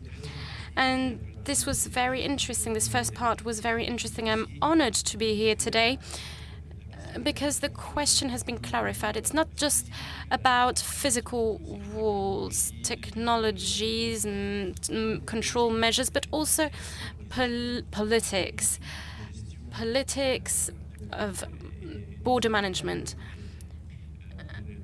And these are very worrying. We can also talk about legislative walls, political walls that make it difficult and make it impossible sometimes to access the territory for refugees.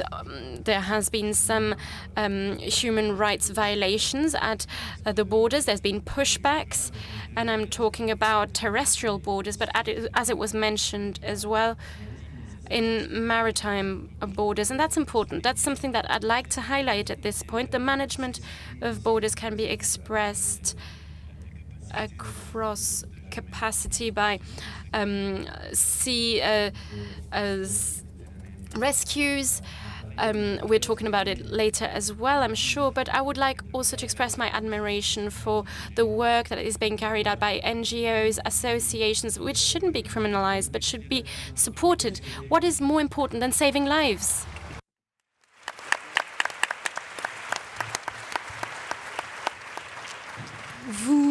Vous venez de faire allusion. You just mentioned this symbolic milestone of 100 million humans being forced to flee. This is the context in which the question is, how can we allow official and legal paths for migration? And in the last few years, we have witnessed alternatives that are inventive as much as surprising. So I have an example of, for example, in the United Kingdom, where they tried to reroute their migrants towards Rwanda.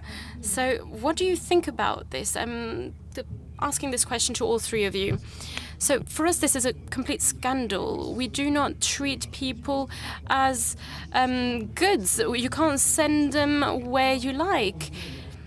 Again, there is a commitment that was taken by the countries to offer protection to persecuted people. This is not to send them back to a country where fundamental rights are not respected. So the initiative of the UK is unacceptable, intolerable, and we will do everything we can to fight this off. It is very important to respect the Geneva Convention, asylum rights, and the initiative of externalization, saying, I am not responsible for these people arriving, but it's another country. So this is a threat to the right to asylum. Refugees often come from countries that are weakened and go across countries that are weakened as well. And now everybody needs to take responsibility, maybe Europe or others. They need to take this responsibility. It is a subtle... This is, in some form, also a wall.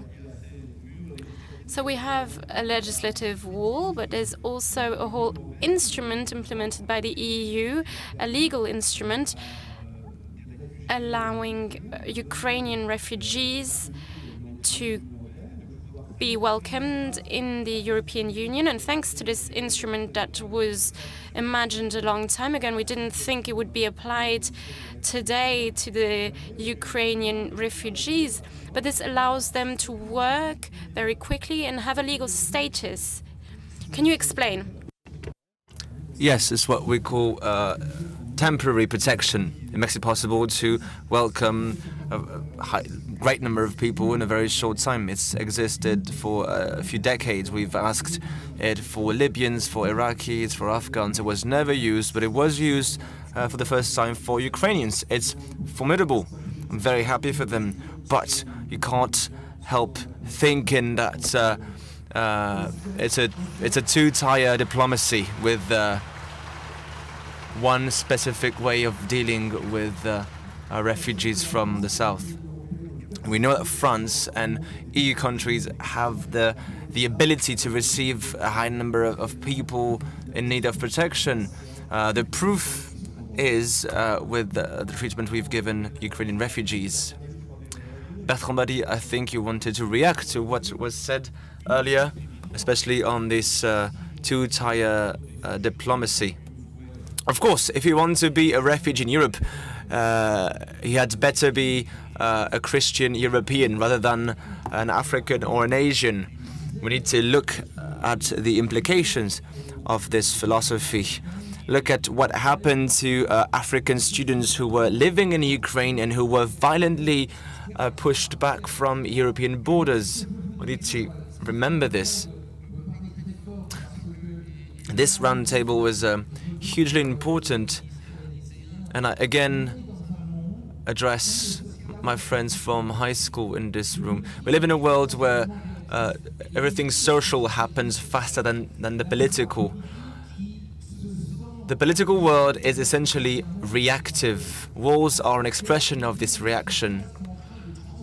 But today, social dynamics are transforming the world. I think it's very symbolic that on this round table we have a representative of a prestigious NGO and a representative of social multilateralism, as Kofi Annan used to say. This multilateralism looks at societies before it looks at interetatism. That's how we should analyze change. If walls fall down, it will be done throughout the strength of civil society, marvelously embodied by these NGOs and this social multilateralism. The great Kofi Annan used to say that work around the state's resistance is about creating this complex and social multilateralism.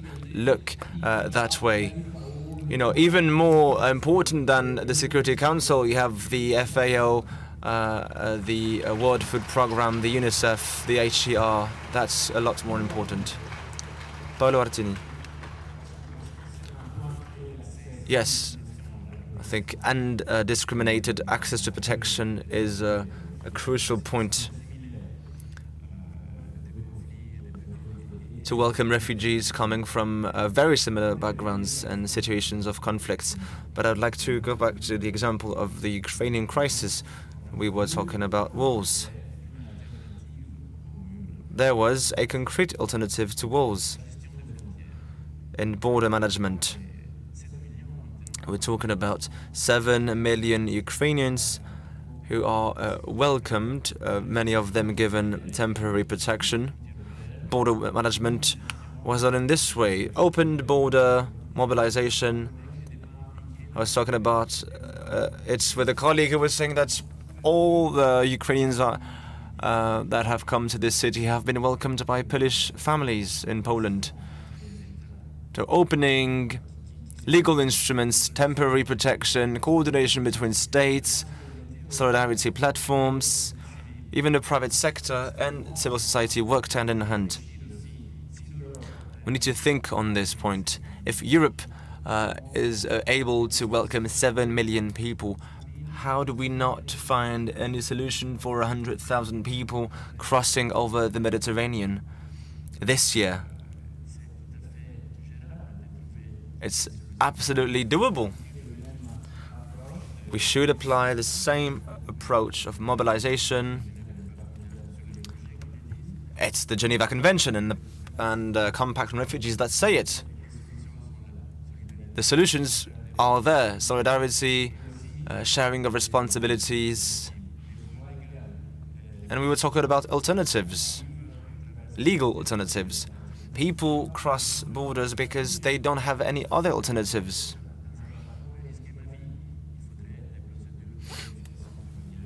We need to have more flexible family reunion policies for migrants. At the HCR, we collaborate with states to work on the most vulnerable cases to avoid some crossings. But this should stay with for the situation of people spontaneously arriving on the territory. But there's no alternative to welcoming people and protecting them. And the Ukrainian crisis has shown that protection is the solution.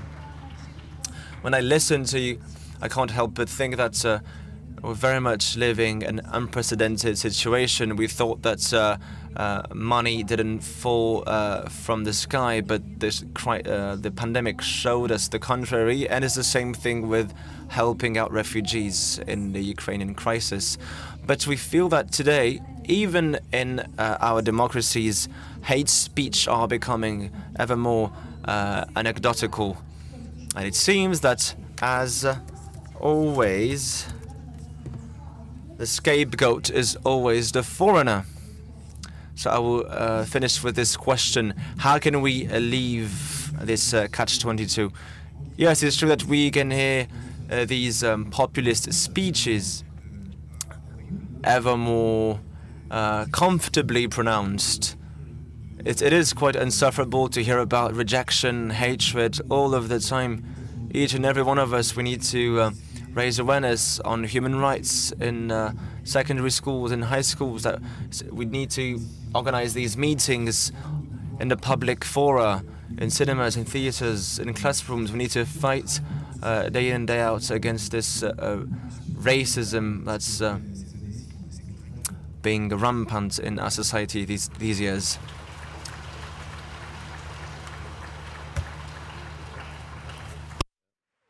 Oui, et je voudrais m'adresser aux lycéens parce que Yes, I would like to address again high school students in the room. I do know that there's a whispering wall behind me.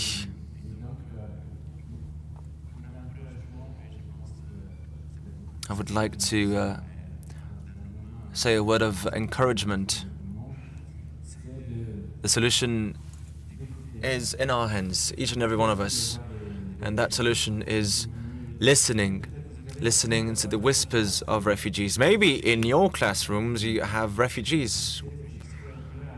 Think about the bravery you need to cross over a wall. You don't need courage to build a wall, but to go beyond it. The bravery needed to do these crossings, dangerous crossing, to build a new life in an unknown world. Listen to that and understand the complexity of reality through their testimony. Thank you. Jean-Claude Samouillet pour le mot de la fin. Jean-Claude Samouillet, one last word. World War II was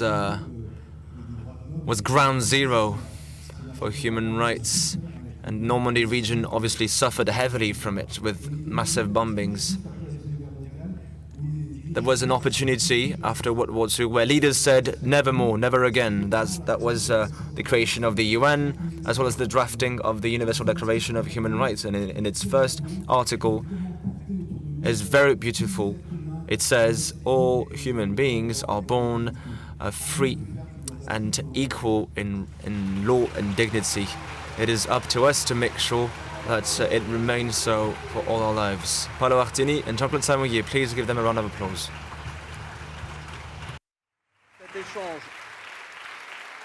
Merci pour cet échange. Thank you for this fascinating exchange. Before we carry on with our third roundtable, earlier we were talking about this initiative of Normandy to welcome African artists along the year.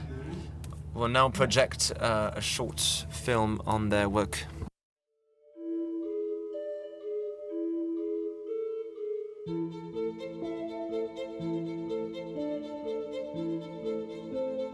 فعلا در افغانستان زندگی زنان افغانستان نابود شده است و هر روز بدتر از روز قبل است. به خاطر اینکه نه زنان میتونن کار کنن، نه تحصیل کنن، نه به مکتب برن. It's impossible to leave the house or to drive a car without a man in Afghanistan when you're a woman at the time. Afghan women are deprived of their fundamental and human rights.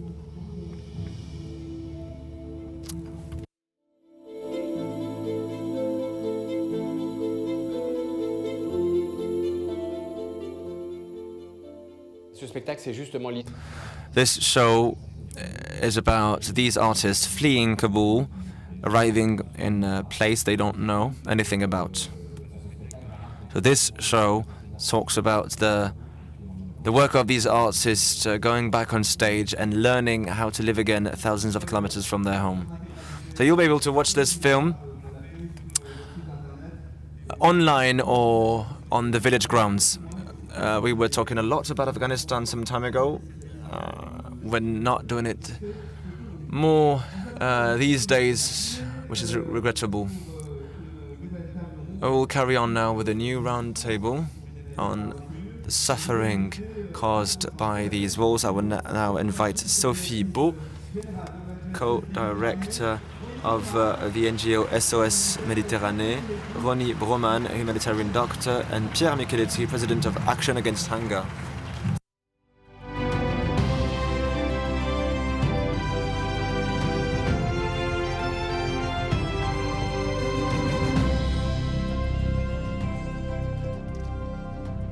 Voilà, installez-vous. Yes, please take a seat. Thank you very much for being with us. I will start with you, Sophie Beau. You're co-founder of the NGO SOS Méditerranée. You were in charge of different missions for Doctors Without Borders in Jerusalem during the construction of the wall, so you know about this theme. But the war you're fighting against day in and day out is an immaterial world war, and I'm talking about the Mediterranean. For you, in your NGO, this subject is a matter of life and death. Yes, thank you very much for this invitation. We're very honored to take part in this forum with these brilliant panelists. SOS Méditerranée was born of a very simple indignation in the face of people drowning right in front of us on the doorstep of Europe. Do we just remain as spectators of this disaster? It's the greatest maritime humanitarian catastrophe in the world. Thousands of deaths. Almost 20,000 deaths registered officially since 2014, since the International Immigration Organization said it. So, thousands of people, dozens of thousands of people drowning every year in our Mediterranean Sea. And we're talking about men, women, children climbing onto these boats to flee a situation that oppresses them. And if we're talking about those fleeing Libya, they're fleeing what we call the Libyan hell. I will not go back to it. Our organization was founded on this observation of the lack of action of states, and I'm not even talking about the moral duty, I'm talking about the legal duty to assist people in need of help. It also linked to the rights, the law of the sea. But today these states do not hold their commitments. There is no longer any research boats at sea, rescue boats, since the month of November 2014, which is why we, with other NGOs, have taken charge of these rescue operations. It is a constant struggle, facing many challenges, especially harassment. People try to prevent us from saving these lives, but that's the core of our mission. We can remind that the first of human rights is the right to life. We need to remember this. This human right is violated. These people are left at sea. There's also a wall of indifference that is being erected. These people disappear in front of us without anyone reporting it. I have many examples with our boat Ocean Viking. We arrived at a place where a boat sunk with 130 people disappeared. No one reported on it. We were the only ones. So it's tough to keep mobilizing people, but there are still many people that resist and engage. I want to congratulate the Caen rescue teams, which are here in the village grounds as well. You can congratulate them later. You've just talked about failings, flaws, and indifference. I now turn to Ronnie Broman, who's already very famous for his humanitarian background. You were the president of the Liberté Award in Normandy. You told us about passivity when talking about indifference earlier.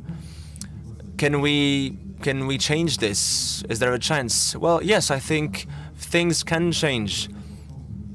As Sophie Beau was saying, what we saw this morning reminds us the importance of social mobilizations, even despite very political attitudes.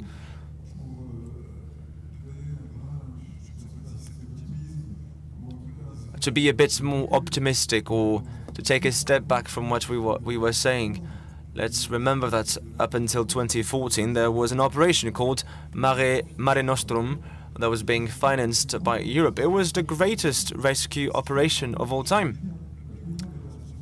It really was the greatest. It is estimated that in 2 to 3 years it saved more than 100,000 human lives that were inevitably doomed to disappear in the sea. So it can be done. It was done not so long ago. Sometimes when I think of it, I think that it's gone and too far gone. If we listen to what was said during the French electoral campaign, with this constant search for a scapegoat of all these conspiracy theories, which are now legion in the press. The theory of the great replacement, where we describe the other as a mortal enemy seeking to destroy us, someone we must destroy before he destroys us. I never thought that in my lifespan I would observe an electoral campaign with such violence and such hatred. Hence my idea, an idea I first had when I was thinking about the Israeli-Palestinian conflict. I realized that at the end of the day, in this current period, besides Israeli and Palestinian NGOs, besides Israeli NGOs opened to Palestinians, people coordinating their actions with Palestinians, beyond these people, there were almost no one else to ask for help. There was almost no hope. But these people are here, and they are working. They are striving to change things, and that's what Bertrand is constantly reminding us. It is always the grassroots, the mobilization. These are transnational contacts of civil society that are the last hope. NGOs are one dimension of this resistance, but not the only one. And I will finish with this observation.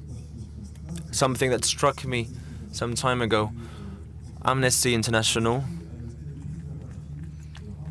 was thrown into the mud, criticized for basically doing its job.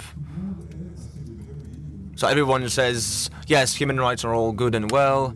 It's very formidable to fight for this, and NGOs who work to defend human rights must be supported and protected. Except in some specific circumstances. In Ukraine, for example, when Amnesty investigated alleged cases of atrocities perpetrated by Ukrainian Ukrainian soldiers, endangering the Ukrainian population when there are other possibilities. So they are just basically investigating alleged cases. And just for that, they received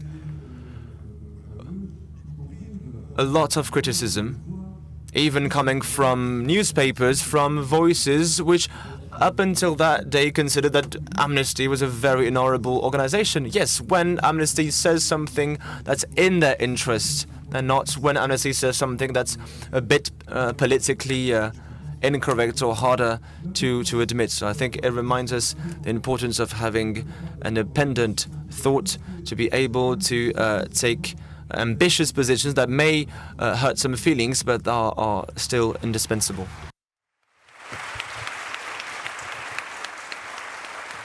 Ça demande effectivement.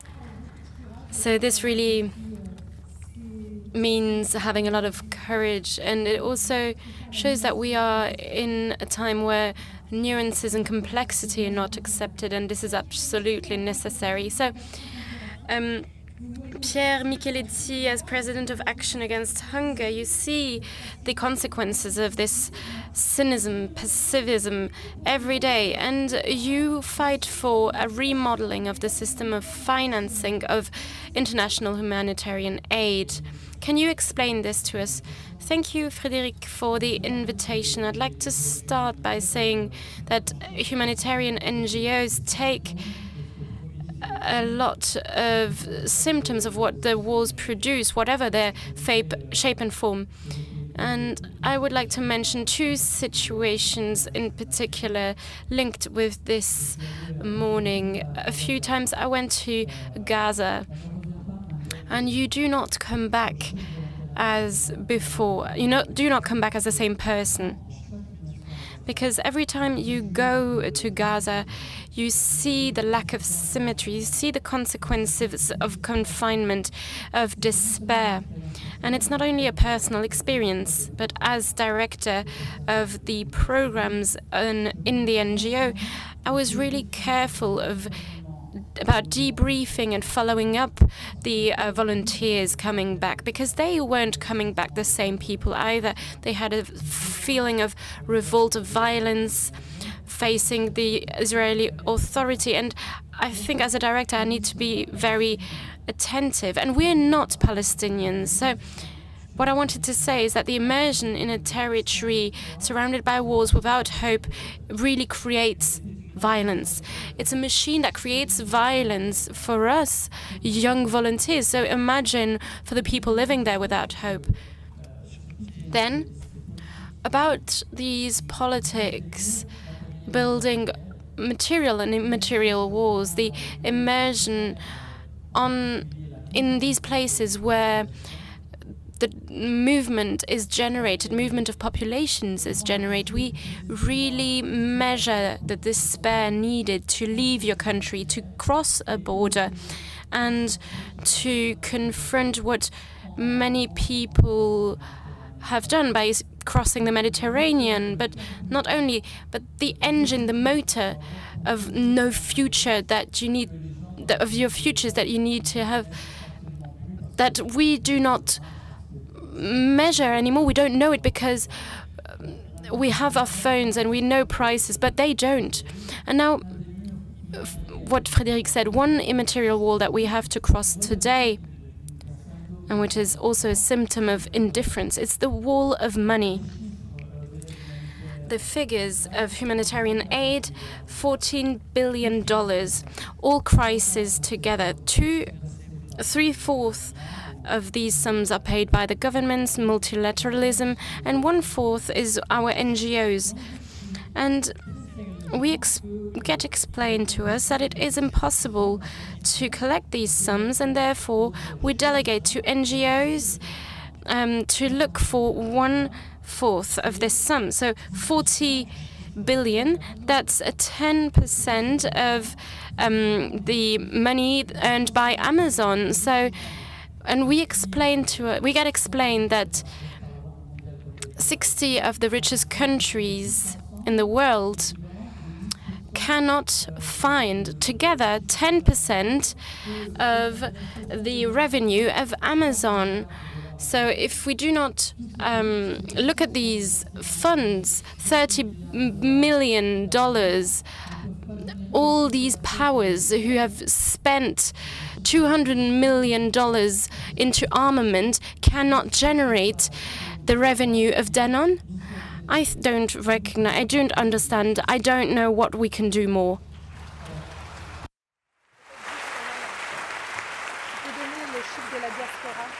La diaspora. Oui, j'avais. We mentioned with Frédéric 2 other figures that I wanted to mention, in particular in financial volumes, the main form of solidarity. So a migratory get back. So what the diaspora feeds back into their country of origin. So I will give you the figures for 2021. That was $580 million. That was the effort that is the financial effort that is sent back to the countries of origin. So now, Sophie Bouet, Ronnie Bowman, in the end, shouldn't we change the area about the system of humanitarian aid? Shouldn't we rethink it completely, rebuild it?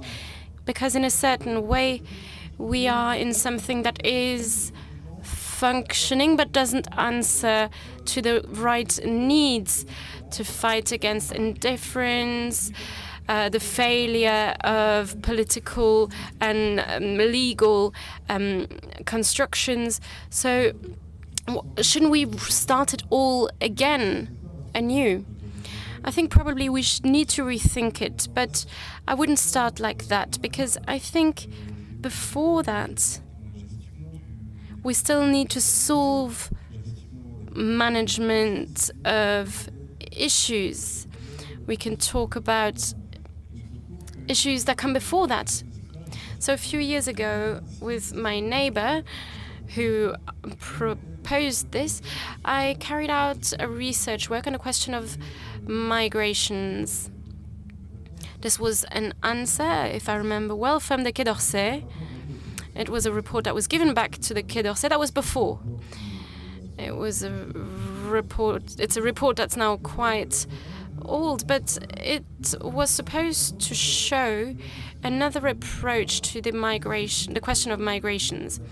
So it was question of governance. So not building walls, not hiding behind operations and sendbacks, but organize more structurally with the countries of origins, the welcoming countries, and different NGOs, the United Nations, the unions, and change to make sure that these people who come for a certain amount of years and then go back to their country of origins, give them something to take back. So make them agents for development, developers. And the most interesting works that have been carried out on the question of development, show that it's mainly with exchanges and not with sums that will start development processes, but by exchanges of knowledge, of culture, of money, of course, too. But this is how you create development. So the idea of blocking people at home and telling them, we'll give you money to develop, this is something recurrent. This is coming back decade after decade, and we're hoping this time's going to be the right one. But we continue blocking people. They are immobile. But if we manage exchanges, if we encourage exchanges, this will be helpful. And of course, I'm not saying funding is also important, but it changes the look that we give at these populations. And I think exchange is the key, and there are possibilities. There is an attempt of how to describe this type of construction, a social construction, which would organize migrations, their return, etc. And I think this is rather how I look at things for those who would be interested. This book is called A Different Look on International Migrations. So now about saving lives. This is expensive, I can tell you, because before the increase of prices, of petrol prices, so our boat, the Viking, was 1,400 euros per day. That was before the increase in price. So I can say, I'm sorry, but there is no money. We need to talk about this. There is no money. Missions receive no support from the European Union nor from the states, and it's only thanks to the citizen mobilization, which is absolutely exceptional, but that we really need more than ever, especially this year, given the war in Ukraine and the crisis and all the other issues. We are in a real state of emergency, and today I am not I don't trust what's coming. We have a huge deficit this year to come. So yes, funding of emergency actions to save lives, I think, is a real question that states need to look at. We completely refuse to look at this. States don't feel responsible. They don't look at it. They look elsewhere, and this indifference is really in line with what they want. And I think we need to ask these questions in their faces, because all these people arriving, they're traumatized. They have lost their families. They arrive in our countries. What do we give them? What is their future? How can they rebuild their future? What resilience can they have to build a Pacific future? So I think it's a question of responsibility that we need to take on, and we can't ignore it and brush it under the carpet. To go further, when we prepared together, you also highlighted what this generates. This generates a business of suffering, is that right? With the whole cynicism that this means. So money is really important here. I don't think we can revolutionize the system. I think we need to rethink it and adapt it to the analysis that we carry out and to the reality of today. Today, in 2022, when you're director of an NGO, you can't imagine to project interventions that repeat the same ones as in the 70s. The world has changed. We need to accept it. And I think we need to adapt to this new reality, at least in two directions.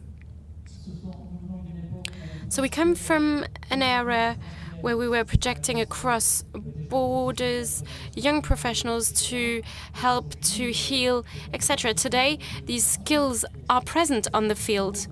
So this role of projecting expertise is not just detained in the country of origin, but what we said as well, and what Sophie Beau also said, next to the service that is provided on the field, we also see that there is a need of politicizing the humanitarian discourse on situations that we won't accept, that there is no governmental financing on the situation in the Mediterranean. This needs to bring us beyond our social mission to also take political positions. Frédéric was talking about varying compassion. It's not that it's a business in which people try to gain wealth, but this compassion also comes from an economic model. And just as the system states and multilateralism doesn't manage to gather enough money, they give this responsibility to the NGOs to do compassionate marketing. Bertrand Badi. Maybe this is a modest conclusion of this very wealthy debate, but I think it's very essential, and I turn to our young high schoolers here as well. So this social suffering is something important. Before it was power against power. Today, war is generated by weakness, by suffering, by decomposition of the social sphere. And this is where our subject comes back. Walls are an instrument to darken this social suffering. It should not contaminate us. We need to be able to live with it, but only if it's separated from us. And on the other side, the wall produces social suffering. I mentioned it earlier.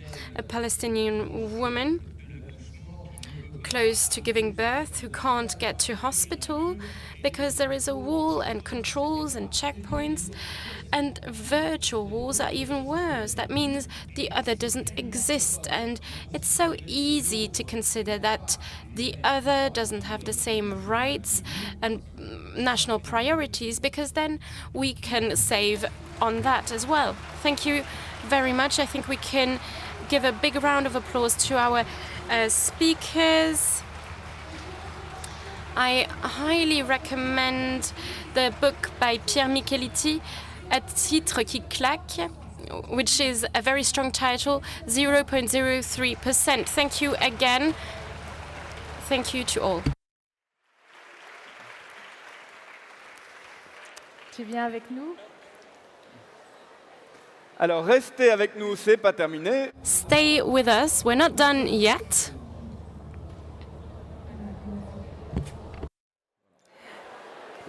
Pour clôturer cette belle matinée, Voilà.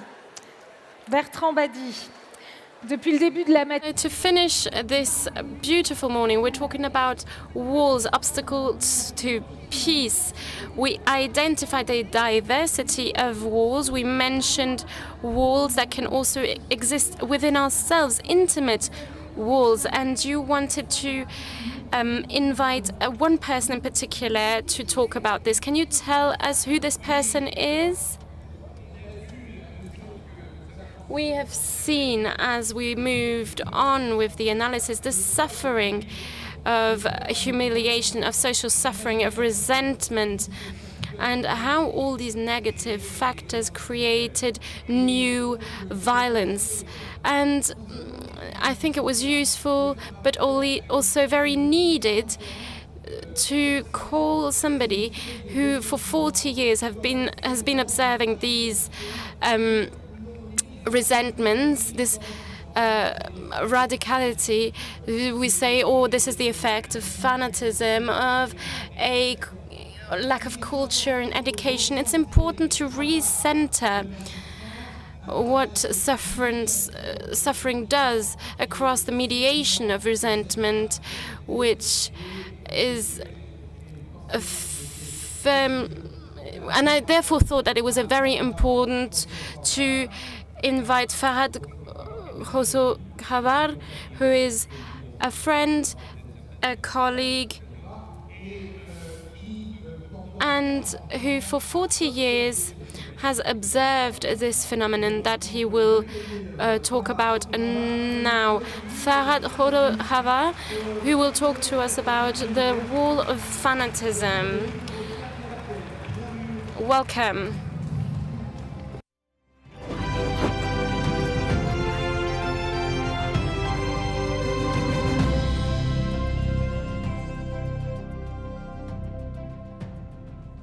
Merci. Thank you very much. Thank you to my friend Bertrand Badi. As he said, we actually both come from Iran, although we were both educated in the country of Voltaire.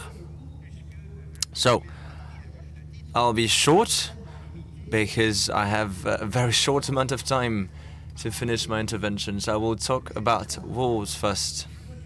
For a moment, I am deeply convinced that we must take down walls, but not always.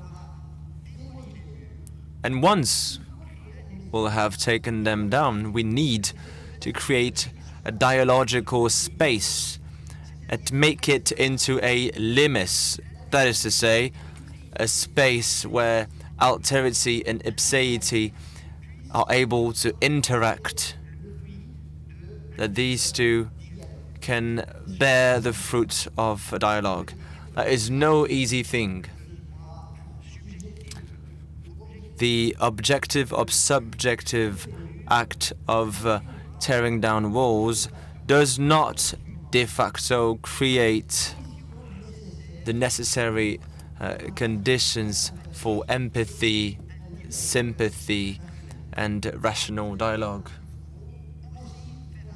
For that to happen, we must also call on our alterity. Each and everyone is different. Each and everyone has a portion of humanity that we need to open up to the other. To give this a more philosophical meaning, I use the work of Michel Henry, who talks about this subjectivity, this self-affection, opening up to the other whilst feeling deep within suffering, joy, and other forms of empathy with the other. I believe that the other should be recognized in his or her alterity. Let's not forget that we are also different, and in this difference, we shape a humanity. I'll take the example of jihadism that I've worked on, and my friend and metaphorical compatriot Bertrand Badi also worked on. Jihadism. It is obviously a destructive philosophy. It wants to tear down walls, but not to create the conditions for a dialogue of openness. It wants to destroy walls in order to subjugate, to submit, and put to death. In all forms of totalitarianism, walls are sometimes necessary to prevent the destructive side. But it's not a wall forever, a wall that would protect us from the invasion of the other in our world. So, jihadism is intrinsically a destructive force. I don't have enough time for this, of course, but I can just give a few examples. The cult of the dead, we think it's martyrdom, it's sacred death, but it's beyond that. They are fascinated with death, linked to desperation in life. This desperation is linked to humiliation, suffering, whether these are real or imagined. It actually might be a mix of both. They convert real suffering of many Muslims around the world into a sort of super suffering, which imaginary dimension aggravates the scope and depth. There's also the disappearance of the political factor in jihadism. It has turned into a fanatism fascinated with death, which is not at all faithful to traditional Islam. It's an invention of modernity, which is largely influenced by fascism and modern totalitarianism, which is European in its origin. In jihadism, there is also a cult of neo-patriarchal family, which is also miles away from our modern lives. And this neo-patriarchal family takes place in an imaginary context linked to the disillusions of modernity, in a world where the gap between the rich and the poor, the gap between the powerless and those in power, meant that family has fragilized itself in several dimensions, not just feminism, although this actually also served to liberate women. In jihadism, there are also many different dimensions. I can't work on them all, but I would like to go back to what we can call our responsibility. The world of the powerful has a responsibility. We know, for example, what happens in China with the Uyghurs. If 20 years from now a form of jihadism grows there, we'll say that it was terrorism, but we will forget that there used to be repression in these places.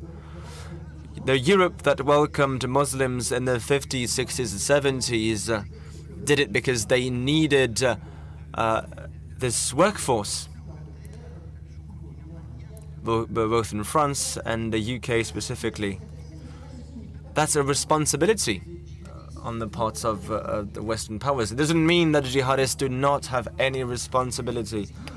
It's not about absolving them of all the evil deeds they commit, but the idea is to put a spotlight on our responsibility.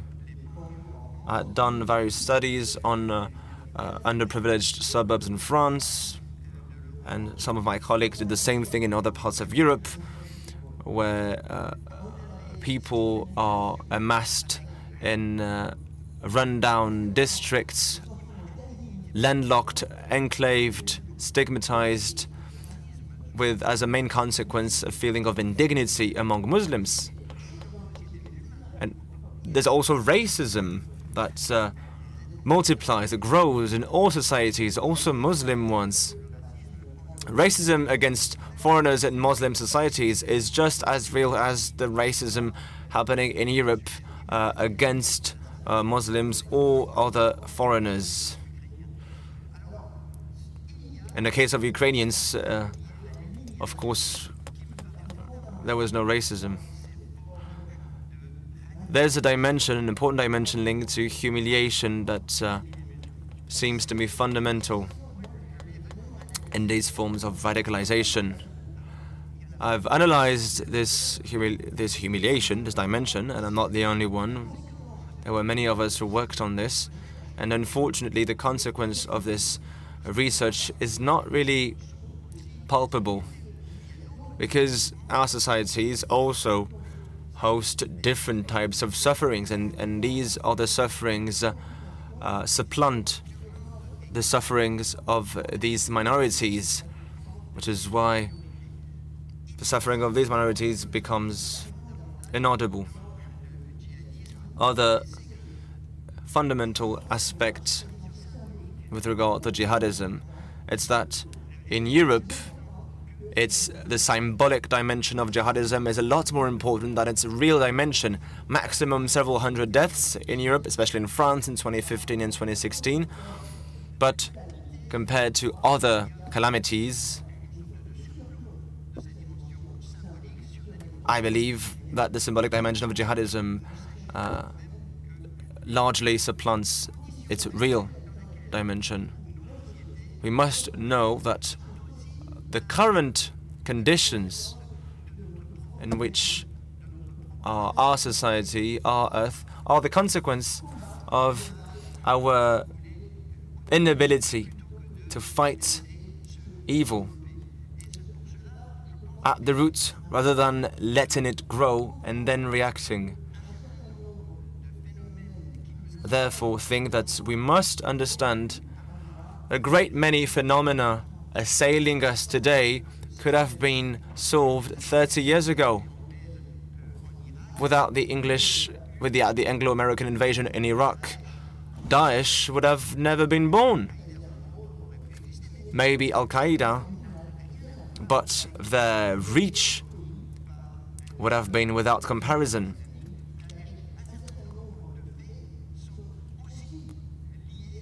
A certain amount of facts are also linked to our attitude, to our state, to our behavior. By shining a light on these phenomena, I am not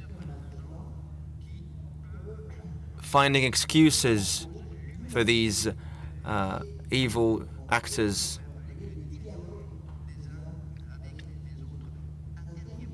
One last point.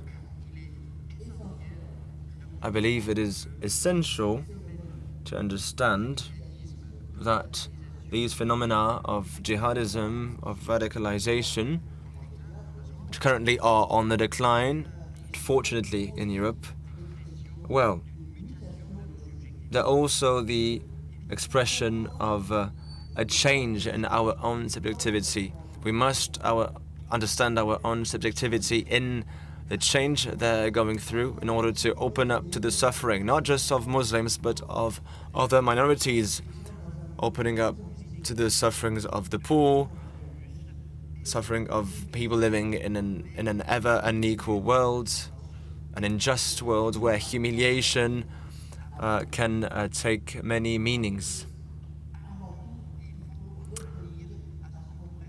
Before anything else, we must go back to a space of limes, a space of distance between the self and the other, to better build a bridge towards the other. Take down walls, yes, certainly, but we cannot do without this limesh, where we are able to have a critical perspective on ourselves and on the other, to better open ourselves to the other, and by staying accessible to ourselves. Walls stop us from understanding ourselves. Understanding ourselves goes through understanding the other. Consequently, we have a part of responsibility. We must be aware of it, and we must understand it before we point the finger at the other. And in this self-criticism act, we must also criticize the other. I think the criticism in Western societies must go hand in hand with the self-criticism of Muslim societies, where crisis also gave way to jihadism due to the failure of top-down nationalism, an authoritarian one. I believe, therefore, that we must learn to manage walls by taking them down if possible, and sometimes also by creating a space of openness, a sort of limes, where we can exchange with the other and its difference and its semblance with ourselves. Thank you for your attention. Thank you. Farad Rosroravar. Thank you. This first plenary session ends, but the forum continues with many debates, exhibitions, concerts, animations. We have the Agora West France, and both François-Xavier and I will be happy to meet you from 2 p.m. on the NPP plateau in the heart of the village with many guests throughout the afternoon. And one last word to our many high school students. If you want, you can have lunch in the plenary session. Know as well that even if tomorrow is Saturday and it's the weekend, you're very much welcome to the forum to take part in the debates of the morning, how to find new solutions. The youth are the answer. The Minister of the Army, Sébastien Lecornu, will open up the session tomorrow. Again, very soon, on the village grounds, we'll make an announcement on the Whispering Wall. Thank you.